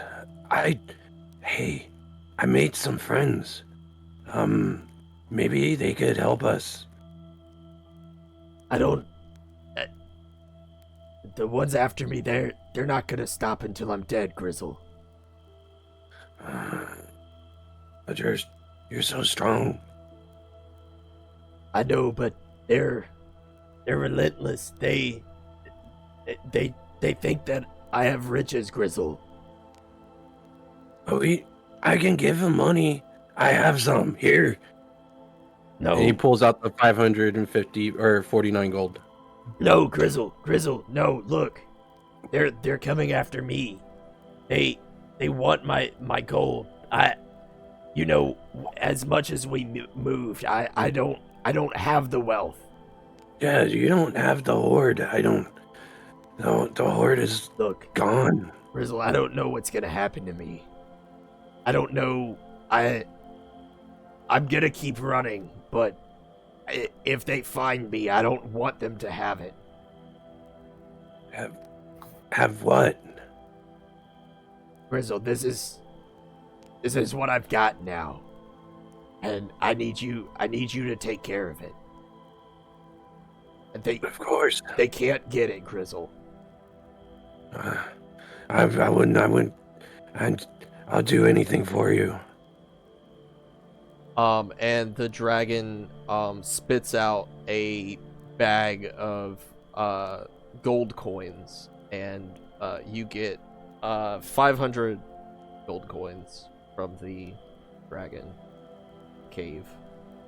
What if we just put this together, and then you could stay with us, and we go on adventures, and it could be like old times. Grizzle, I want to. I do, but the longer I'm here, the more danger I'm putting you in. I shouldn't even be here, but Grizzle, I just wanted to make sure you were okay. You taught me everything I know. Of course, I'm okay. I just miss you so much. I miss you too, Grizzle. I will hold on to this for you. Do you think you will show up again? Maybe. I know I'm really good at hiding, but sometimes I like to be found. Aww. Grizzle, as long as I can find your scent, I know where you are. Okay. I Now, just need you to keep being Grizzle. I'm always your Grizzle. Here, I Grizzle's need you. gonna go. He's gonna try to hug whatever he can with his long arms. It is reciprocated in some fashion, however you would like to envision this. I'm gonna assume it's like as much as the neck as I can get, as like the clawed hand of the cave kind of just claps on his back. Yeah, and as you do, he says, Grizzle, I want to keep you safe. Please wear this. I don't want to find you. God. You know, you gave me Fizzle to take care of me, and they've been doing a really good job. I know Fizzle is the best helper that I could have hoped for, but maybe this can help as well. And he hands you a intricate mithril amulet adorned with 2 deep blue gems. Okay. It is the Nary's amulet. You can... There's 2 charges per day as a reaction. You can cast the shield spell on yourself, so it's +5 AC. Oh, shield's so good. Until your next turn. And you can use that as a reaction. And the dragon is going to say, the cave is going to squeeze you a little bit tighter and say, Grizzle, I have to go. I understand. I want you to know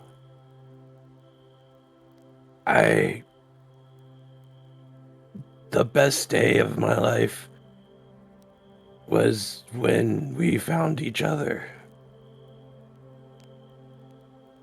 I feel like my life started the day you showed up. And I wish I could be there for you. I'm a man now. So Alright. you take care of yourself. And I will take care of Fizzle and Fizzle and Fizzle and Fizzle and my friends. Make sure you keep all of the... Always. I love you, Cave. Until we meet again. I love you, Grizz. Grizzle's, yeah, he's gonna go ahead and start to like let go and kind of start moving back because he knows the cave has to keep moving. As you back up, the cave raises its large wings once again, and the flapping, you can feel the wind pushing as the humongous dragon flies into the sky and flies back westwards over the rest of the group. Everybody's still sleeping except for Thorin. Thorin, do you have night vision? Ben, you're muted. Oh, I'm muted. I have dark vision. You have dark vision? Yes. So, you see, as you're sitting here, like, still half asleep, kind of subbing in for Grizzle, you see this large dragon flying, like, close overhead as it flies over you, but just flies over and past. Oh, the fuck! I Uh, rub my eyes, look up. Must be dreaming, right? Ah, yeah, just like that, it's gone. You're back to the silence of the night. As Grizzle returns from the direction that you saw the dragon coming from, and he is sorry, John just walked in with my dog. Grizzle is walking back, and he's kind of... How does Grizzle look coming from this?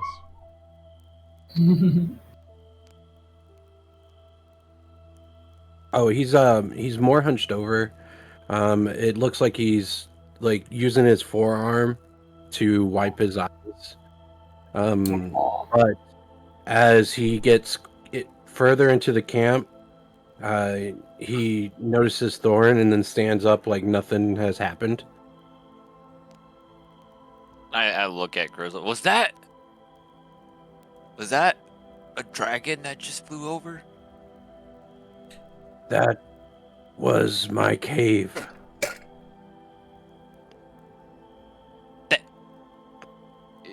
You're telling me your cave was a fucking dragon? Yes. We have been hiding for a long time.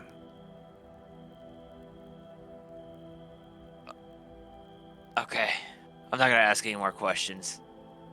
Just go to bed, Grizzle. Thank you. Grizzle hands him another coin. Grizzle. I don't need that coin. It's yours, you can have it. Okay. It's Palms for it. the horde. Well, you need sleep. Grizzle, go to sleep. Yeah, he's gonna lay down with Fizzle and Fizzle and Fizzle and try to get some more sleep. As you settle back off to sleep, all your Fizzles except Pig Fizzle is cuddling up with you, as Pig Fizzle is still very much cuddling with Iman through the night. Mhm. Yep. Thorin, if you would give me your perception roll for your watch of the night. Oh yeah. Oh hell no. 10. So With a +6. God damn. as Grizzle It's already been incorporated. falls to sleep, you're left for the late hours of the night, going into the daylight. Again, it's weirdly calm out here. Perhaps because there's not very many wooded areas. It's just open fields and not much going on in the fields. Very calm breeze blows through the night. While all of this is happening, though, gonna go to Iman. Iman, while you are sleeping after your midnight shift, visions start to flash in front of you, like you're watching a movie. You see scenes of your family hungry for coin dragging you along to transport missions. You see your father's face just as he set you off for your doom during your last mission that you accompanied them.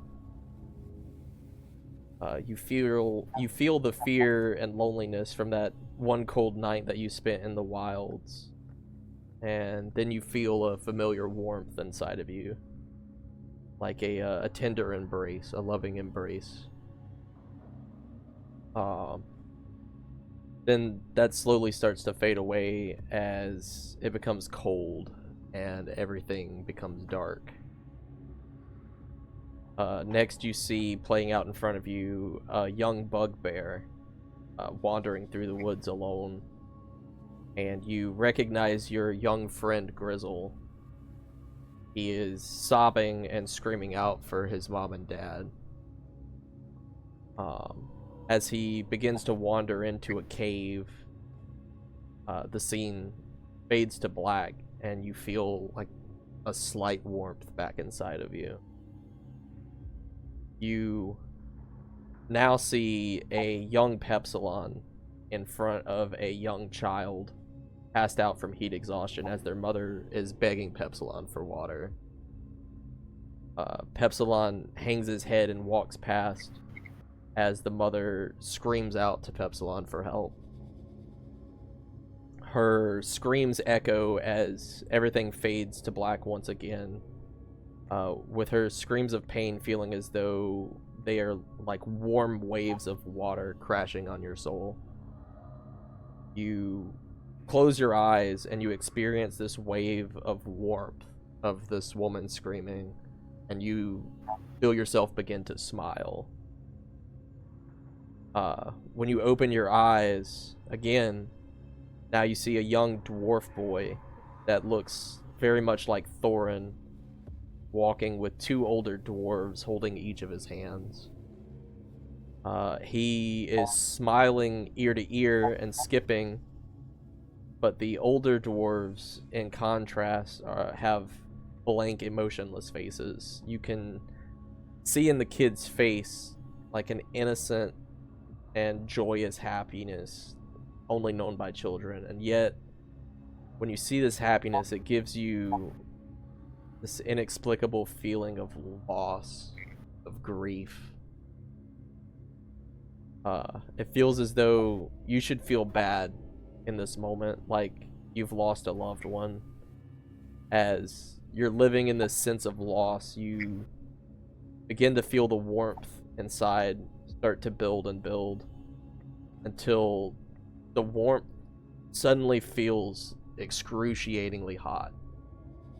Your whole body feels like it's harder and harder to breathe. You try to look away, and as you do, you feel your head being grabbed and turned. Right in front of you, for the first time in your life, You are looking dead into the eyes of the Raven Queen, or at least what she's trying to show you.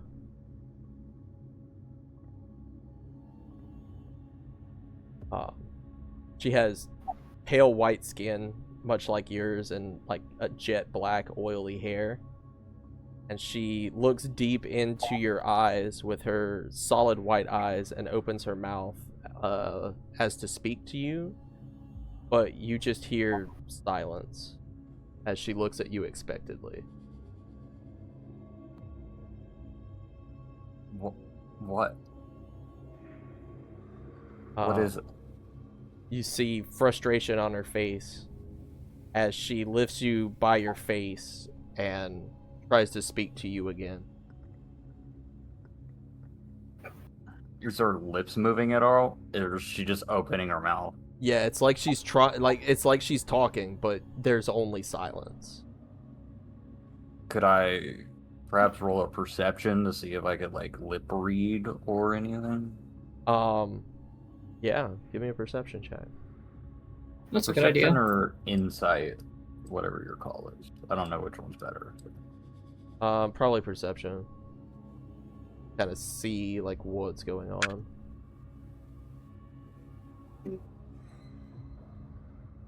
Well, it's 15. 15. You can make out a word here and there, you think. Something about pain. Need you. As she is talking, it seems like she's getting very frustrated. Like you can see like veins sort of popping out in her face as it seems like she's repeating the same thing over and over, but you can't quite make out exactly what she's saying, as she, holding you by your face now, is dragging you over to a trough of water. I think Iman kind of knows what's about to happen, so he's trying to prepare himself mentally.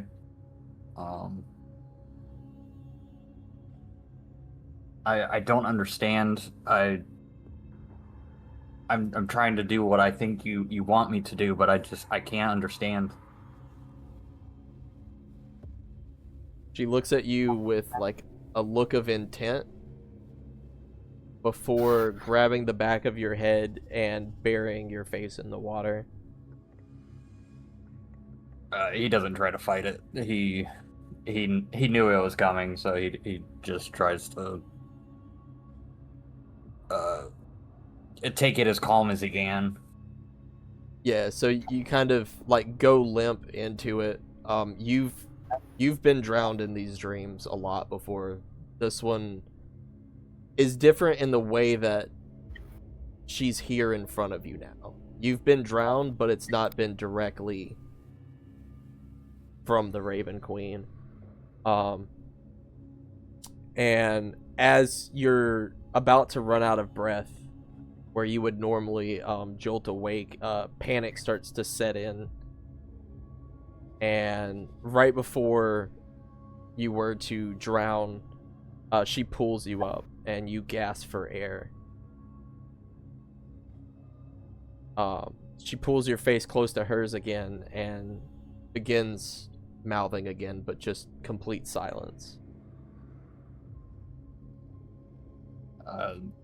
Iman will, I would imagine he's trying to catch his breath and focus on what she's saying or trying to say.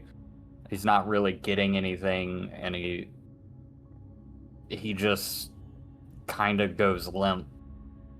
And he says, "I don't know what you want, but I'm gonna try."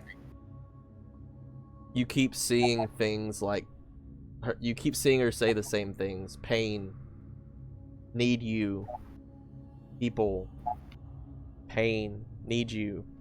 And she keeps doing this cycle of holding you underwater until you're about to drown and pulling you back up, and only speaking in silence until the frustration, you can see it building on her face as she grasps your head tighter and brings you back down to the trough.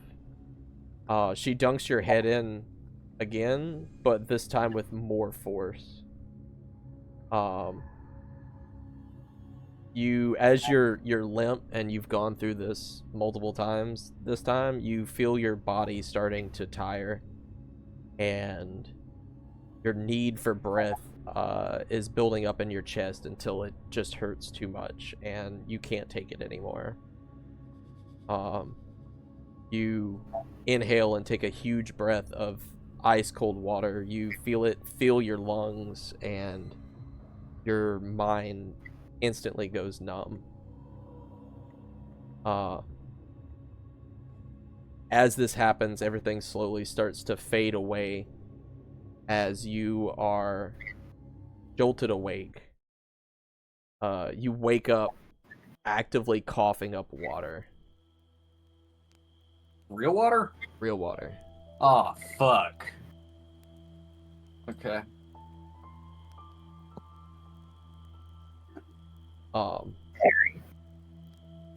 As you do this, you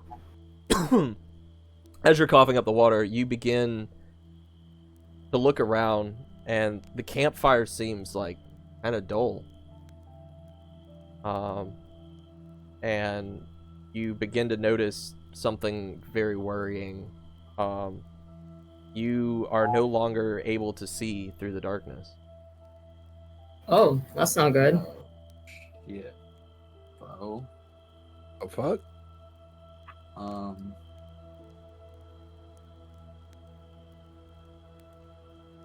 Can I try and cast light? It's a cantrip. I'll just like pick up a stone, and it makes it shed bright light up to 10 feet and dim light up to 20.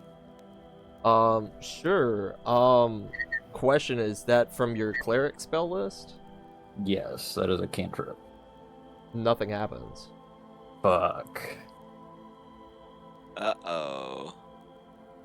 That's a big whoopsie.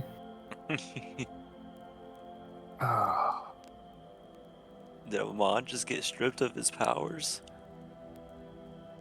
I think mine might be in the doghouse, guys. Man, communication's hard with someone that can't speak, you know? What time of day is it? The sun is about to come up. Like it's like the cusp of darkness. Like it's about to brighten, but like the sky is a little bit bright, but it's still dark. And this is the first time you've seen darkness since you were bestowed your powers. I would imagine that's very jarring because he's probably had these powers for like almost a decade.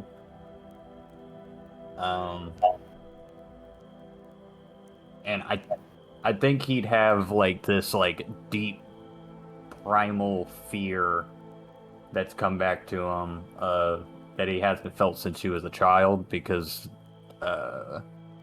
whenever he was first essentially abandoned in the woods,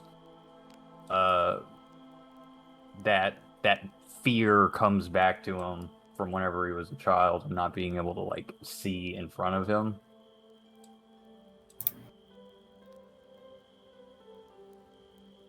I think he's just gonna kind of like fetal position up. Mm-hmm.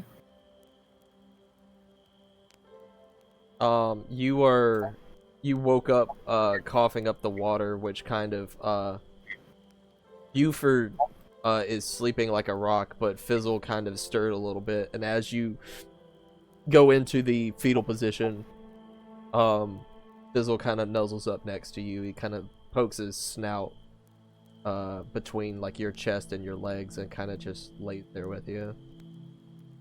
He's big spooning the fuck out of Fizzle right now. Aww. He's fetal position, big spooning Fizzle. Reverting back to like child. Yeah, pretty much. As you're sitting here, perhaps wondering like why this has happened, what you could have done different, what you did wrong. Give me like a religion check with advantage. Okay.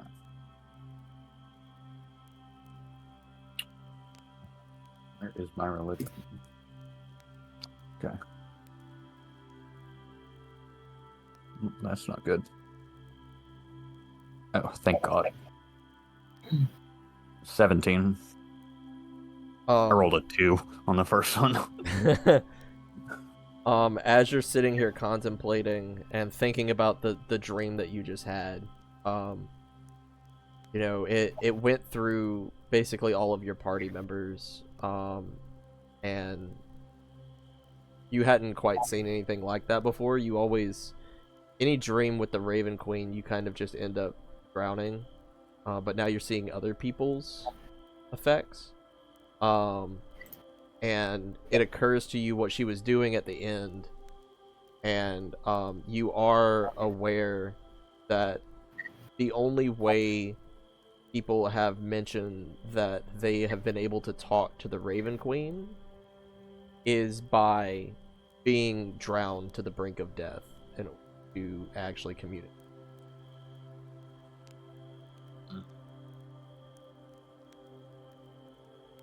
Yeah, Mon's gonna have to fucking almost. He's gonna basically have to drown himself to be able to get answers. That is metal as fuck. Why have I given you the agency to do this? I mean, I have an idea. Just later talk to Grizzle.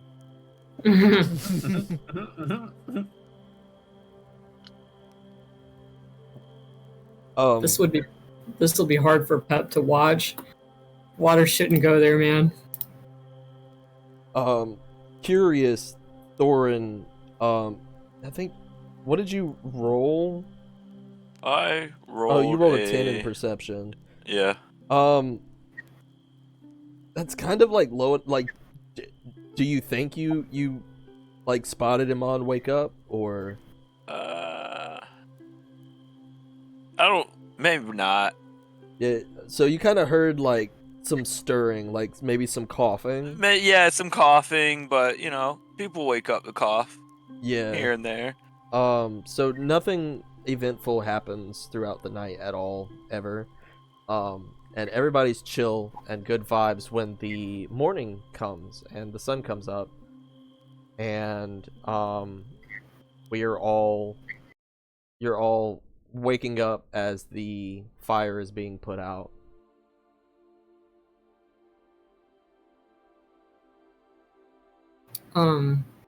Does Iman look okay? Like, Pepsilon has no reason to, like, study him or anything, but, except maybe in the sense of, you know, making sure that we're all okay from yesterday, He but, noticeably feeling different. Iman is looking noticeably shook. He looks very much so not okay. He's like, ever since you've seen him, he's fairly like calm demeanor. Even during like battle, he's not like super like he doesn't have like strong feelings one way or another, but right now he's like, you can tell he's like down, he's nervous, he's okay. He's like clutching a rock in his hand and like curled in on himself. I'll go up to him. You okay, buddy? You don't look so good. It's a bad dream. Really, really, really bad one. You're not still worried about the Barker, are you? Guys, he gave me a friend. I'm not very worried about him anymore. Oh.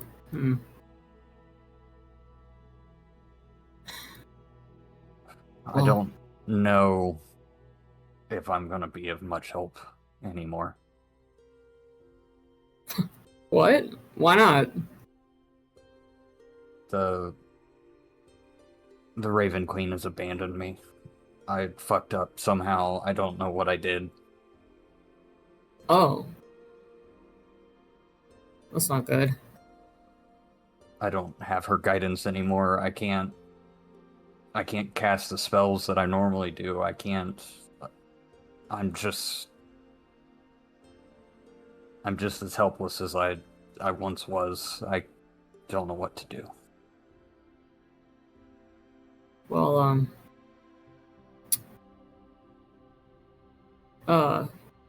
don't panic, Iman. It may be possible to rekindle her favor, right? Eat breakfast and, have a cup of tea and... Do we have tea? I mean, I think I do. You can count that as a Um, ration, yeah. Yeah, I will say that Grizzle, being a ranger, has gone out and gotten like different like herbs, and you see him actually like making tea for everybody. Shit, yeah. Can I just get a random nature check from Grizzle really quick? 100%. No, I'm pretty good at these guys. I know. I just want to double check real quick. I'm not worried, Okay, but you're a you're little right. worried, you know what I'm saying? Okay, either this works out or everybody's about to trip balls. Like one or the other. Thank God it was natural 15 with nature, which makes it a 19. Yeah. Okay, this is about to be bomb-ass delicious. That's good. Yeah, very, very nice. Like fruits, berries, leaves for teas, stuff like that. It's a very pleasant breakfast. I'll say to Amon, it is a little worrying to hear that you don't have your spells, but you're still with the rest of us, and we'll make sure that we're all safe together, including you. Okay? So, stay with us. Keep walking today, and we'll figure it out as soon as we can. But Who wants you're not alone in tea? this, Amon. How about you, Amon? Here Amon kind of comes- like raises his hand sheepishly. I want tea. That's my guy. Pea buddies, am I right? Don't ever call me that again, please. As little as I like to say it, yeah. Peabody. That's what I'm talking about. You guys are the best.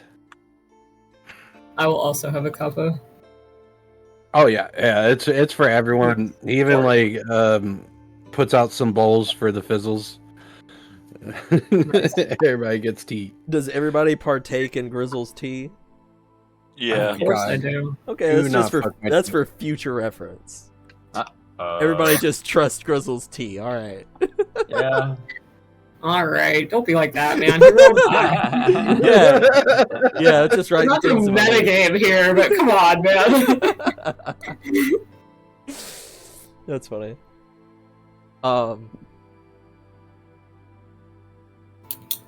Well, Amon, you seem a bit reserved. I would like to know if everything's okay. I'll tell you a secret.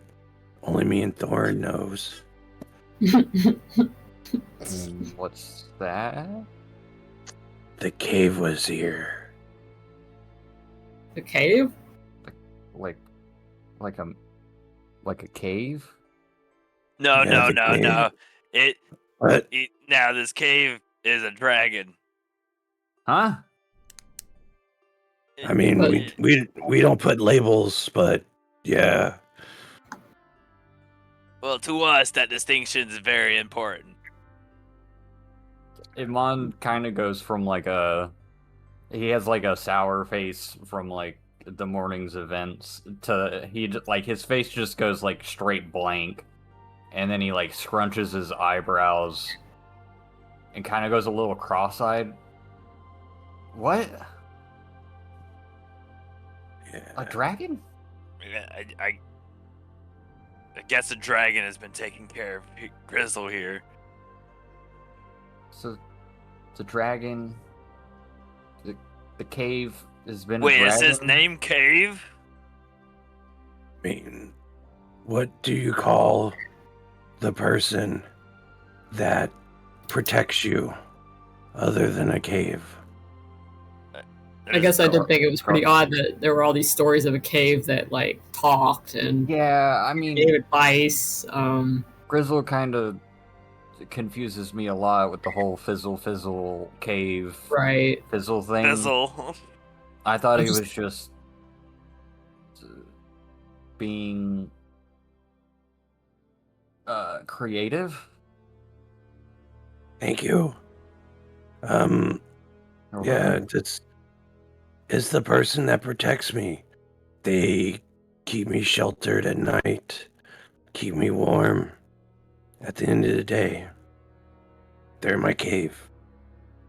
I think that would also be like a guardian. You're my Yeah, I cave, think that's what Grizzle. normal people say. Thank you, Fizzle. Which Fizzle? Like, Grizzle does not clock that question. He just keeps going. Yeah. So they visited and they couldn't stay, so they had to leave, which is fine because I'm a man and I'm manly enough to, like, I told them I'll take care of you and everybody else, and they seemed very happy with me. I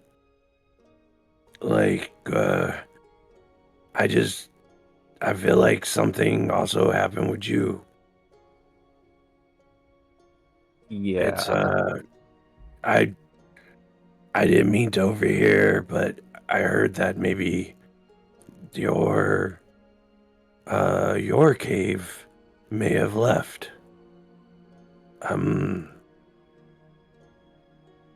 Why do you think that happened? We should Because probably tell the whole party. I mean, it is a safety issue. The Raven No. Queen wants something, but I don't know what it is. Well, can you ask them? Yes, by doing something very unpleasant. Is it taking a bath? Almost. So the cave has taught me a lot. What do you need to do? I need to drown myself to the brink of death. Oh my god. I haven't needed to do it before. It's always been in dreams. This is very real, and I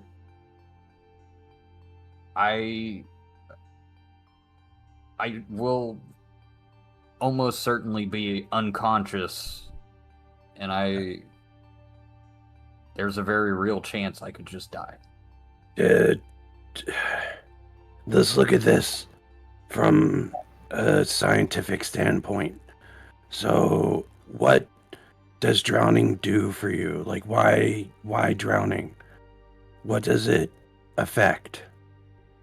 Is it fear? Well, I don't. Possibly. It's one of the more widely known things with the Raven Queen and their followers. I don't know why it's particularly that. Maybe there's an expert you can consult. I might have an idea. What is that?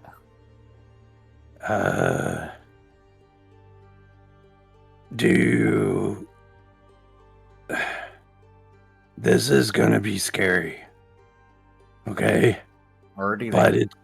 it's controlled more or less. All Could right. have left that part out.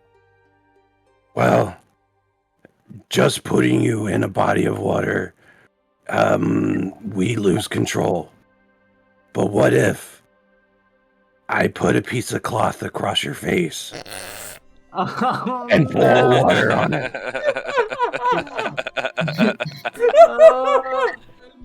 Oh Chase, god. you put my character into a situation where I have to accept being waterboarded by Grizzle. I'm fucking cackling right now. God damn it. If things go awry, we have a better chance of resuscitation and being able to control this particular drowning.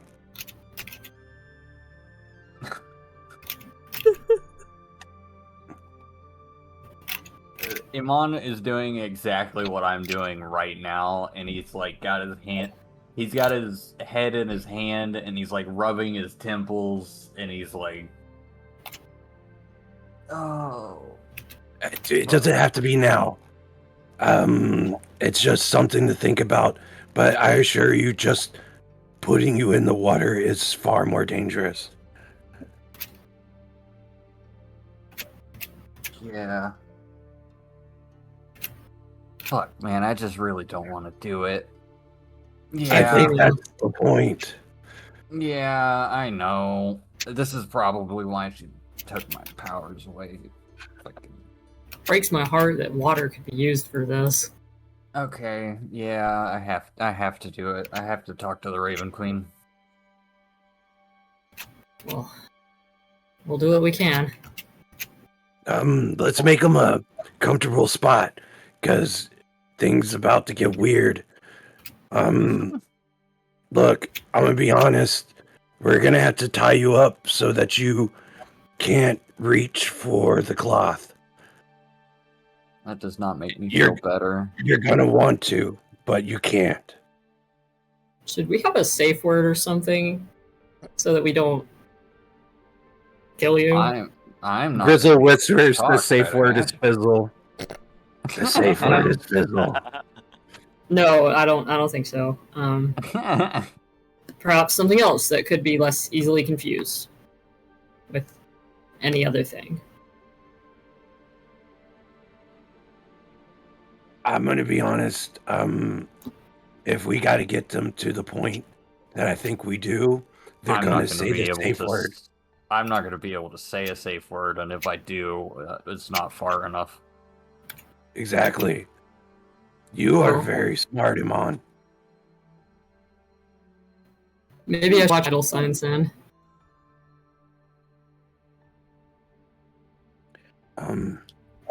So, would you want to do this now, or maybe prepare, or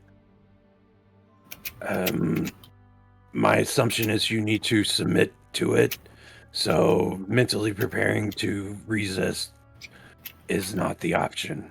I think you should prepare for acceptance. Yeah. I just... Without my powers, I don't have... I'm not as strong of will, I guess you would say. But I guess I No. just gotta let it happen. Isn't that what I the mean- queen wants, though? Yeah. Maybe that's why your powers aren't working. I don't think so, but... Absalon could be correct. Perhaps this is a trial of sorts.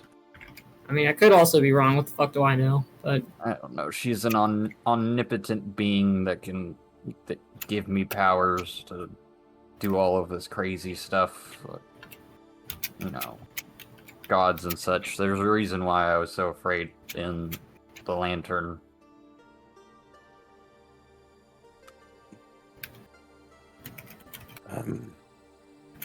Well, if we're going to do this, we should try. Once again, we have to tie you down. Thorin, Yeah. can you hold him during the process. Yeah, I can. Pepsilon, Yeah.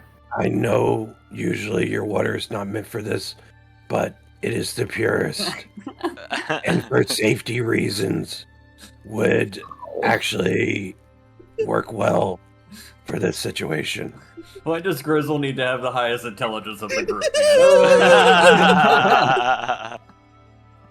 Okay, hold on, because If not, he could run the risk of infection. I need a minute, because this is I'm a little worried this goes against my oath. I swore an oath. I would imagine it probably would. But it's to help someone. God, guys. It's I don't have time to consult a scholar. Ah, no. D&D question of the day: is waterboarding with consent against my oath? Is that unethical? Yeah. Okay. Oh fuck.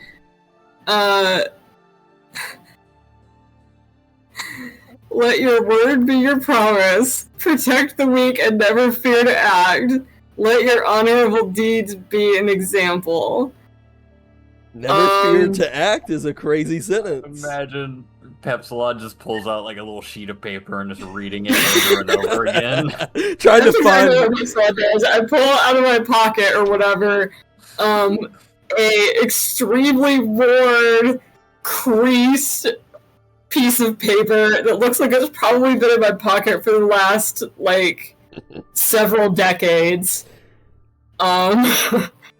And I begin peering at it studiously, as if I don't know what it says by heart, Now just in case. You're looking for a reason to not do this. I mean, it feels pretty bad. What was it? Do not fear acting or something like that? Do not be afraid to act? Is this an honorable deed that I can be proud of as an example for others? Okay, you know what? I guess I have to do it. I fold up the piece of paper again and I put it back where it was, and I say, well, I feel terrible that my water, which is used to nourish people, and contribute to their utmost health, is about to be used for something like this, to bring you to pain and suffering. But I promise, with everything, with my honor, on my honor, I promise that I will make sure you are as safe as possible. So, Amon, could I have one of your potions from our game show? I didn't get any potions. Somebody I got a cool dude over there. Oh, Pepsilon. Pepsilon. Mm-hmm. Can I get one of your potions from the game show? Well, if you think they're safe to use, yeah. Sure, I'll hand him the thing. And one more thing. Could Amon hold on to the coin that you also got from the game show? The coin? Pause. Sorry. Pause. I know what the okay. coin is. Yeah, the coin was the contestant's comeback. Your goal is basically to drown Iman to the brink of death, so he will hit 0 HP. So the coin will stop him from achieving what you're just gonna torture him longer and use the coin, basically. Okay. Yeah, I won't do that. I'll keep it for now. Wait, no. This is for Amon. Yeah, what I'm saying is, Iman If Amon has to holds hit- on to, Amon has to hit 0 HP. Grizzle, we're trying to kill him. But not really. I know. We've got to Right. get him, like, there. That's going to stop us from getting him there. We're going to hurt him more if he has that coin. Perhaps you're right. I was thinking that once he hit 0, he would have that brief moment in eternity to talk and then come back from 0 without resuscitation. What if he I needs don't- more than a moment in eternity? And eternity is forever. How many moments in eternity do you need? Or, I But- mean, Perhaps you're right. Everyone's gonna Um, kind of just like look really puzzled and like look at Thorin and Pepsilon. And it's like, Oh yeah, I forgot I'm talking does to he myself. have? No, I'm just gonna be like, does he have like schooling? He's using a lot of big words. I just shrug. Yeah. He's talking to himself. It's really weird.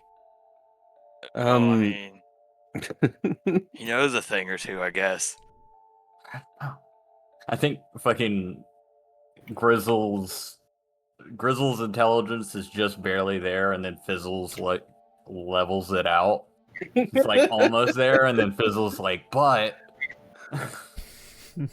Fizzle's that +1 to intelligence. It's reminding me of the shit I forgot about. Like, you know what though? You might be right. All right. I got you. I was just hoping, Fizzle, that this would be a failsafe, but you're correct. I hope this potion is enough. I don't think I have any other way. The cave taught me about cardiac thump, so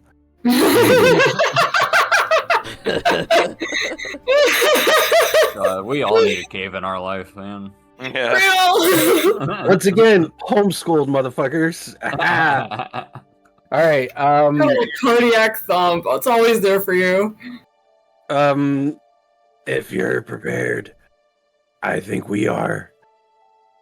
If only if you want to do this, understand you're one of us with or without powers. I have plenty of things you could have to help you along the way, and I'm sure the others do as well. If you don't want these powers, you don't need them. You can be your own person. If I lose my powers, I'm settling down in a city and never leaving. I mean, that's okay. Lots of people do that. That sounds awful. Let's do this instead. I'm a traveler, so it kind of goes against my nature. All right. That being said, I think I have to be the one to administer the water. I think it has to be self-inflicted drowning. So I guess hand me the water. All right. I do it a little reluctantly. I'm not gonna lie. All right, Thorin, hold him down. I'm gonna hold his head down so he doesn't jerk back up to remove the rag. And Grizzle's gonna put the rag over Iman's face so that we can waterboard our friend. Okay, guys, I really Waterboarding can't believe himself this. and your accomplices. Okay, so This is so scary for real. let's take like a 10-minute break real quick. Get some.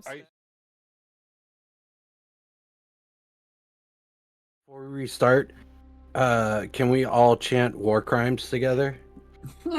War crimes. War crimes,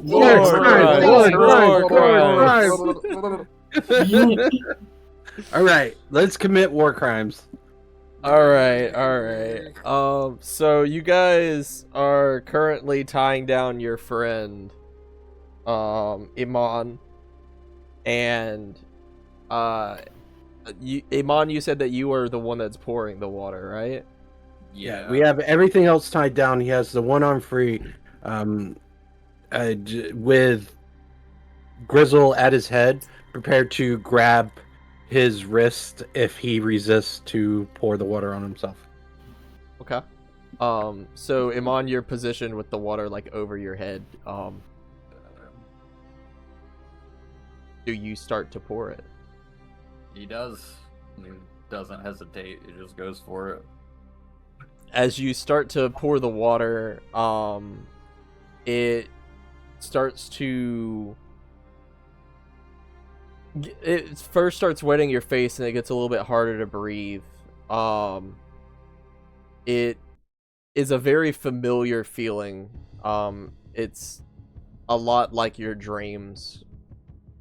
You're familiar with the feeling of the water seeping into your mouth and the slow suffocation that's coming.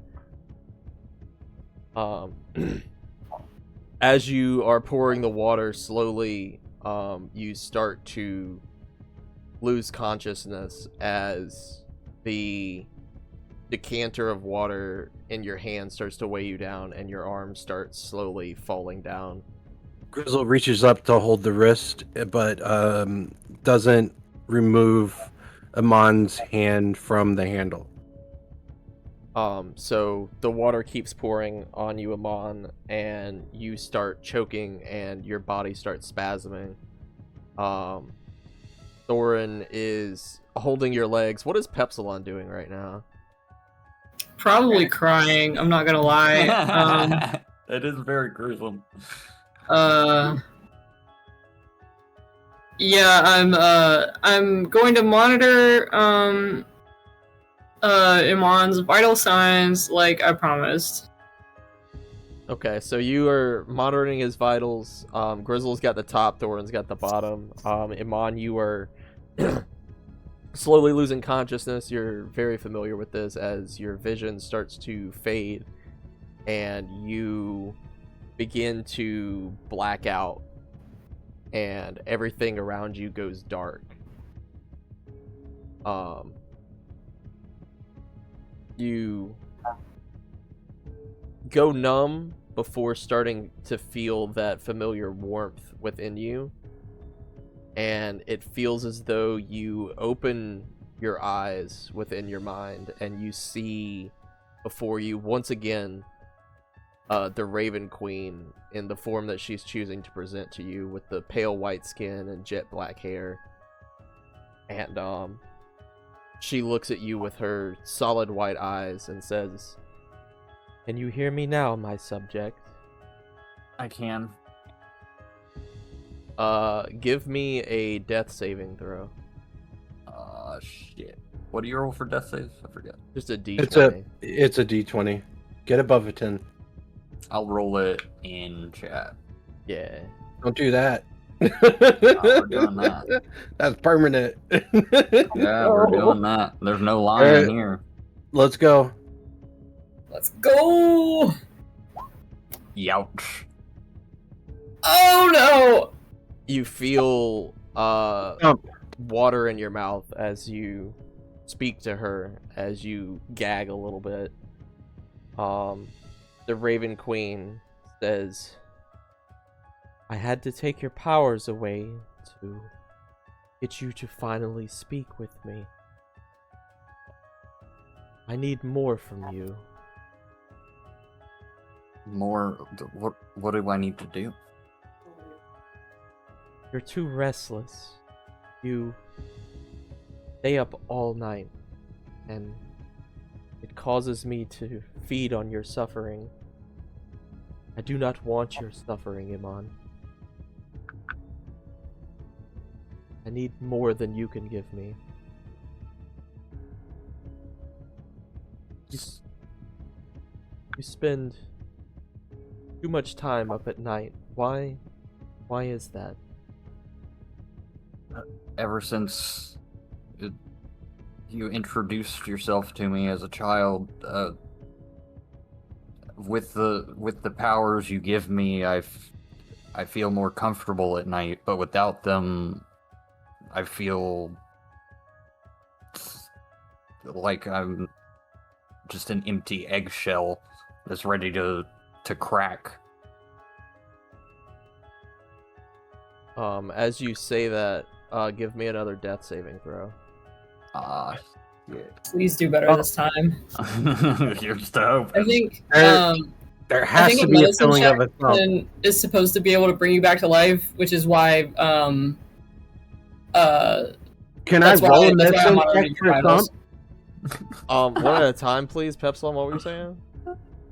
I was saying that the reason I'm monitoring your vitals is because I think the way death works in this game is that if someone does a medicine check near you and they roll above a DC, then they can like save your life. So that's what I had in mind when I was saying that. And that's not even really metagaming. I mean, Pepsilon is skilled in medicine. Yeah, if that's the case, Grizzle told you cardiac thump. So you could Well, be I possibly thumping- already knew it due to my skill in medicine, as mentioned. You are correct, but if you roll higher than me, which according to you, you should be able to. I have a that's metagaming. Never mind. I'm not gonna tell you how much. You know what's not metagaming? Mm, Rolling that's death save. no, You can this do is it. freaking me the fuck out, boy. Really? I'm almost ready to try to bring you back. Like I'm I don't know stressing. what else to do. I can't believe this is how we're closing out our game. What the fuck, guys? Like I'm about to bring you back without any sort of answers. So So in the real world, just like maybe a couple of seconds have passed, and Iman is still struggling. Like his body is still tensing up.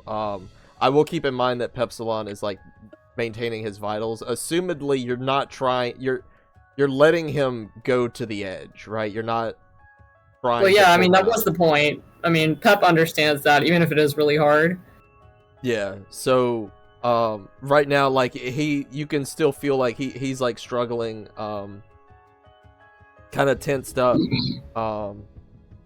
As we cut back into Iman's dream, or his sequence, his death sequence, one might say. This is so scary. The Raven Queen says to you, Iman, you are needed in the daytime where most of the people are. Right now, I'm feeding off of the past sufferings of your group, but this is not enough for me. I need the unadulterated feelings of many, many more people in them. Do you ever wonder where the pain you heal from people goes? I would imagine it fuels you, right? Pain does not disappear. It just becomes displaced. Give me another death saving throw. Oh, Destroy energy.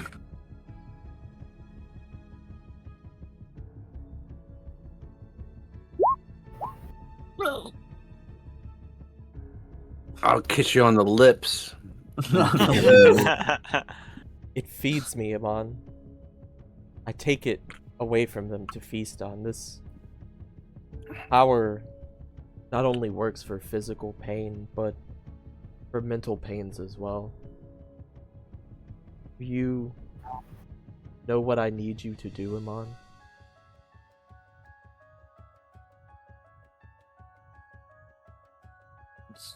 Act as a therapist.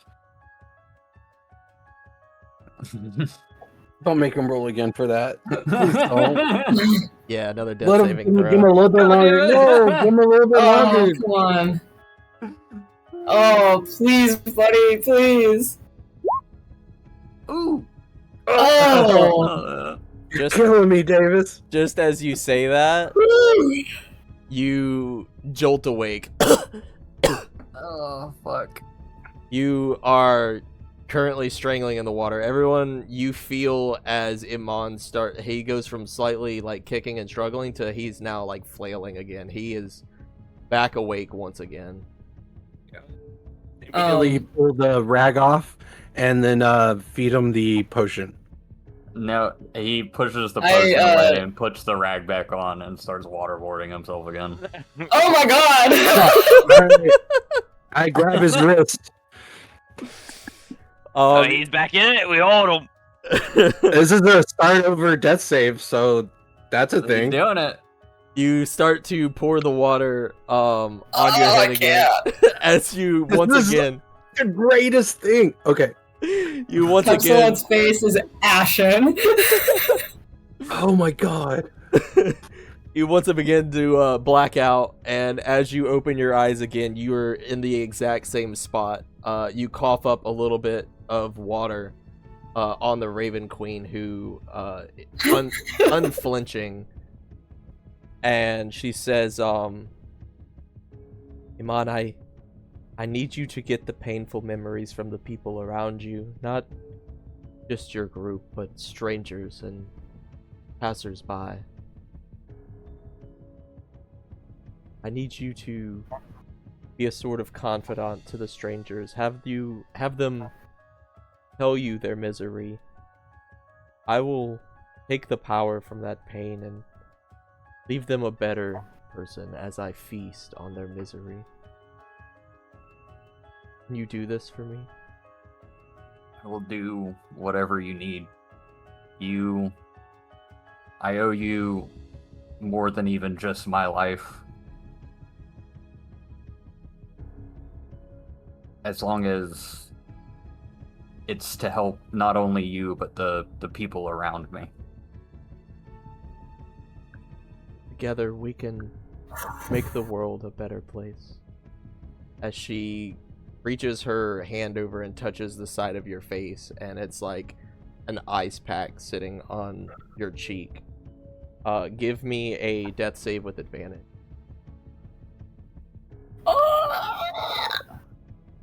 This is so cool.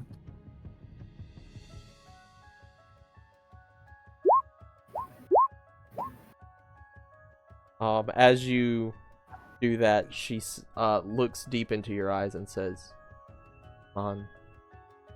if I ever need to talk to you again, you will know. But I need you to carry on my will. And she pushes you. And as she pushes you, the ground beneath you, you can feel it disappear as you begin falling through a void.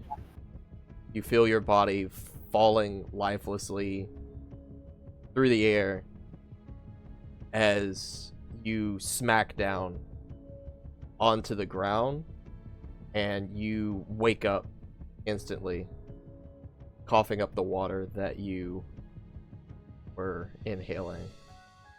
Right before I it happens, instinctively try to Someone goes, "We lay on killed him. hands. He's dead. He's dead. No, No. no, no. No. Oh, thank God. Oh, thank the gods. Oh, oh my Does goodness. does That's lay so on much hands better. work? I don't know if he technically took damage. You guys just absolutely damaged him until he was dead. Iman, you wake up and you feel like physically weak and exhausted. Your entire body is aching after fighting through probably 30 seconds of drowning. It wasn't that long at all. This was a terrible Not that idea. Oh, Fizzle, why didn't you Iman. talk me out of this? Iman, can you hear me? He's like coughing, he's trying to catch his breath. He like shoots up and he grabs the rock that he had previously and he tries to cast light on it. As you go to cast light, Fizzle, why are you in his hand?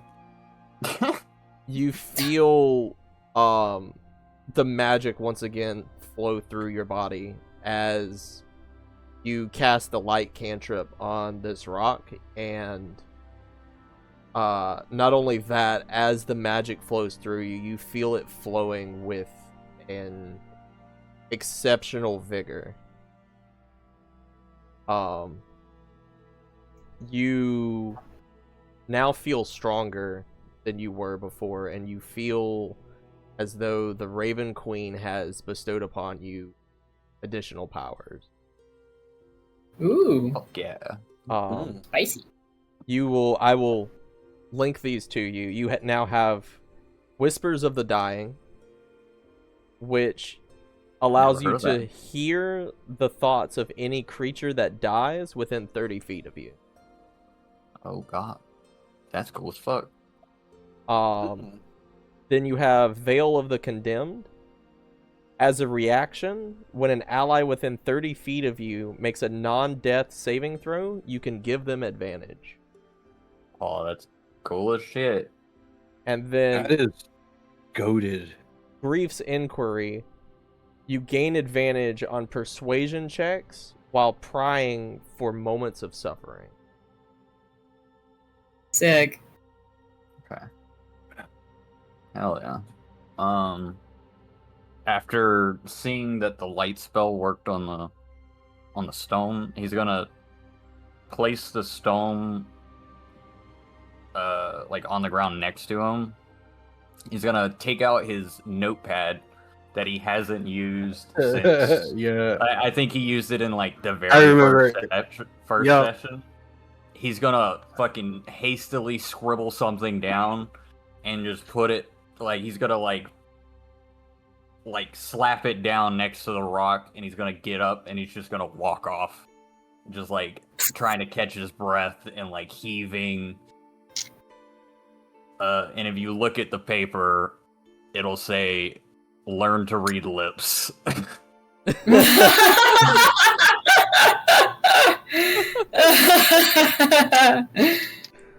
That's good. Can I maybe do a medicine check on him? I'm worried about like extra water like staying in his lungs and him like getting pneumonia or something like that. We should probably like wrap him in a warm blanket or something, right? Like That's what they do in the movies. we got a towel for this man. Yeah, you can give me a medicine check. All right. As you I have a catch plus up 3 to him. medicine. I'm very medicinal. So much cool Thank shit, God, and because I all only had to rolled do a was 4, drown so that's myself. a 7 A 7. total. So Okay. you can't quite see his exact like condition, but you can tell that he is like gravely injured. Out of character, Iman, you are at 1 HP. Yeah, I already have it noted down. Okay. Like, Grizzle is still trying to actively hand him the potion. Yeah, I want to try again to lay hands on him. I've got what's my maximum? I have maximum of 30 points. I'm gonna give him 20 points of lay on hands. Okay. So If, Iman, as long as he'll let me lay my hands on him, obviously. yeah. Do you allow them? He does not. Iman is gonna push your hands away, and he's not gonna take the healing potion. He is. Come on, are you sure? He collapses on the ground and is just shaking his head, like dry heaving and coughing and like waving you away. Come on, man, that's not sensible. He And has he's, like, to. He's trying to speak, but he just can't. So he's just like continuously fucking. Can I roll insight on this somehow Or from what? the conversation we had before? Basically, like, Grizzle thinks that he is giving himself a trial. Like, this is kind of like some sort of like him suffering is part of it. Could I roll insight just to be like if that's true, so I could be like, yeah. okay.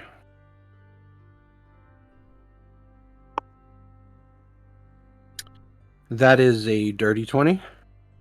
I have Cool. a +5 to insight. I mean, he's not trying to be deceptive or anything. I didn't think you were, but I wanted this for Pepson so I could go, I think this is part of it. Huh. Suffering for some brings them closer to their god. Well, okay. But if you change your mind, then we'll be here to help, okay?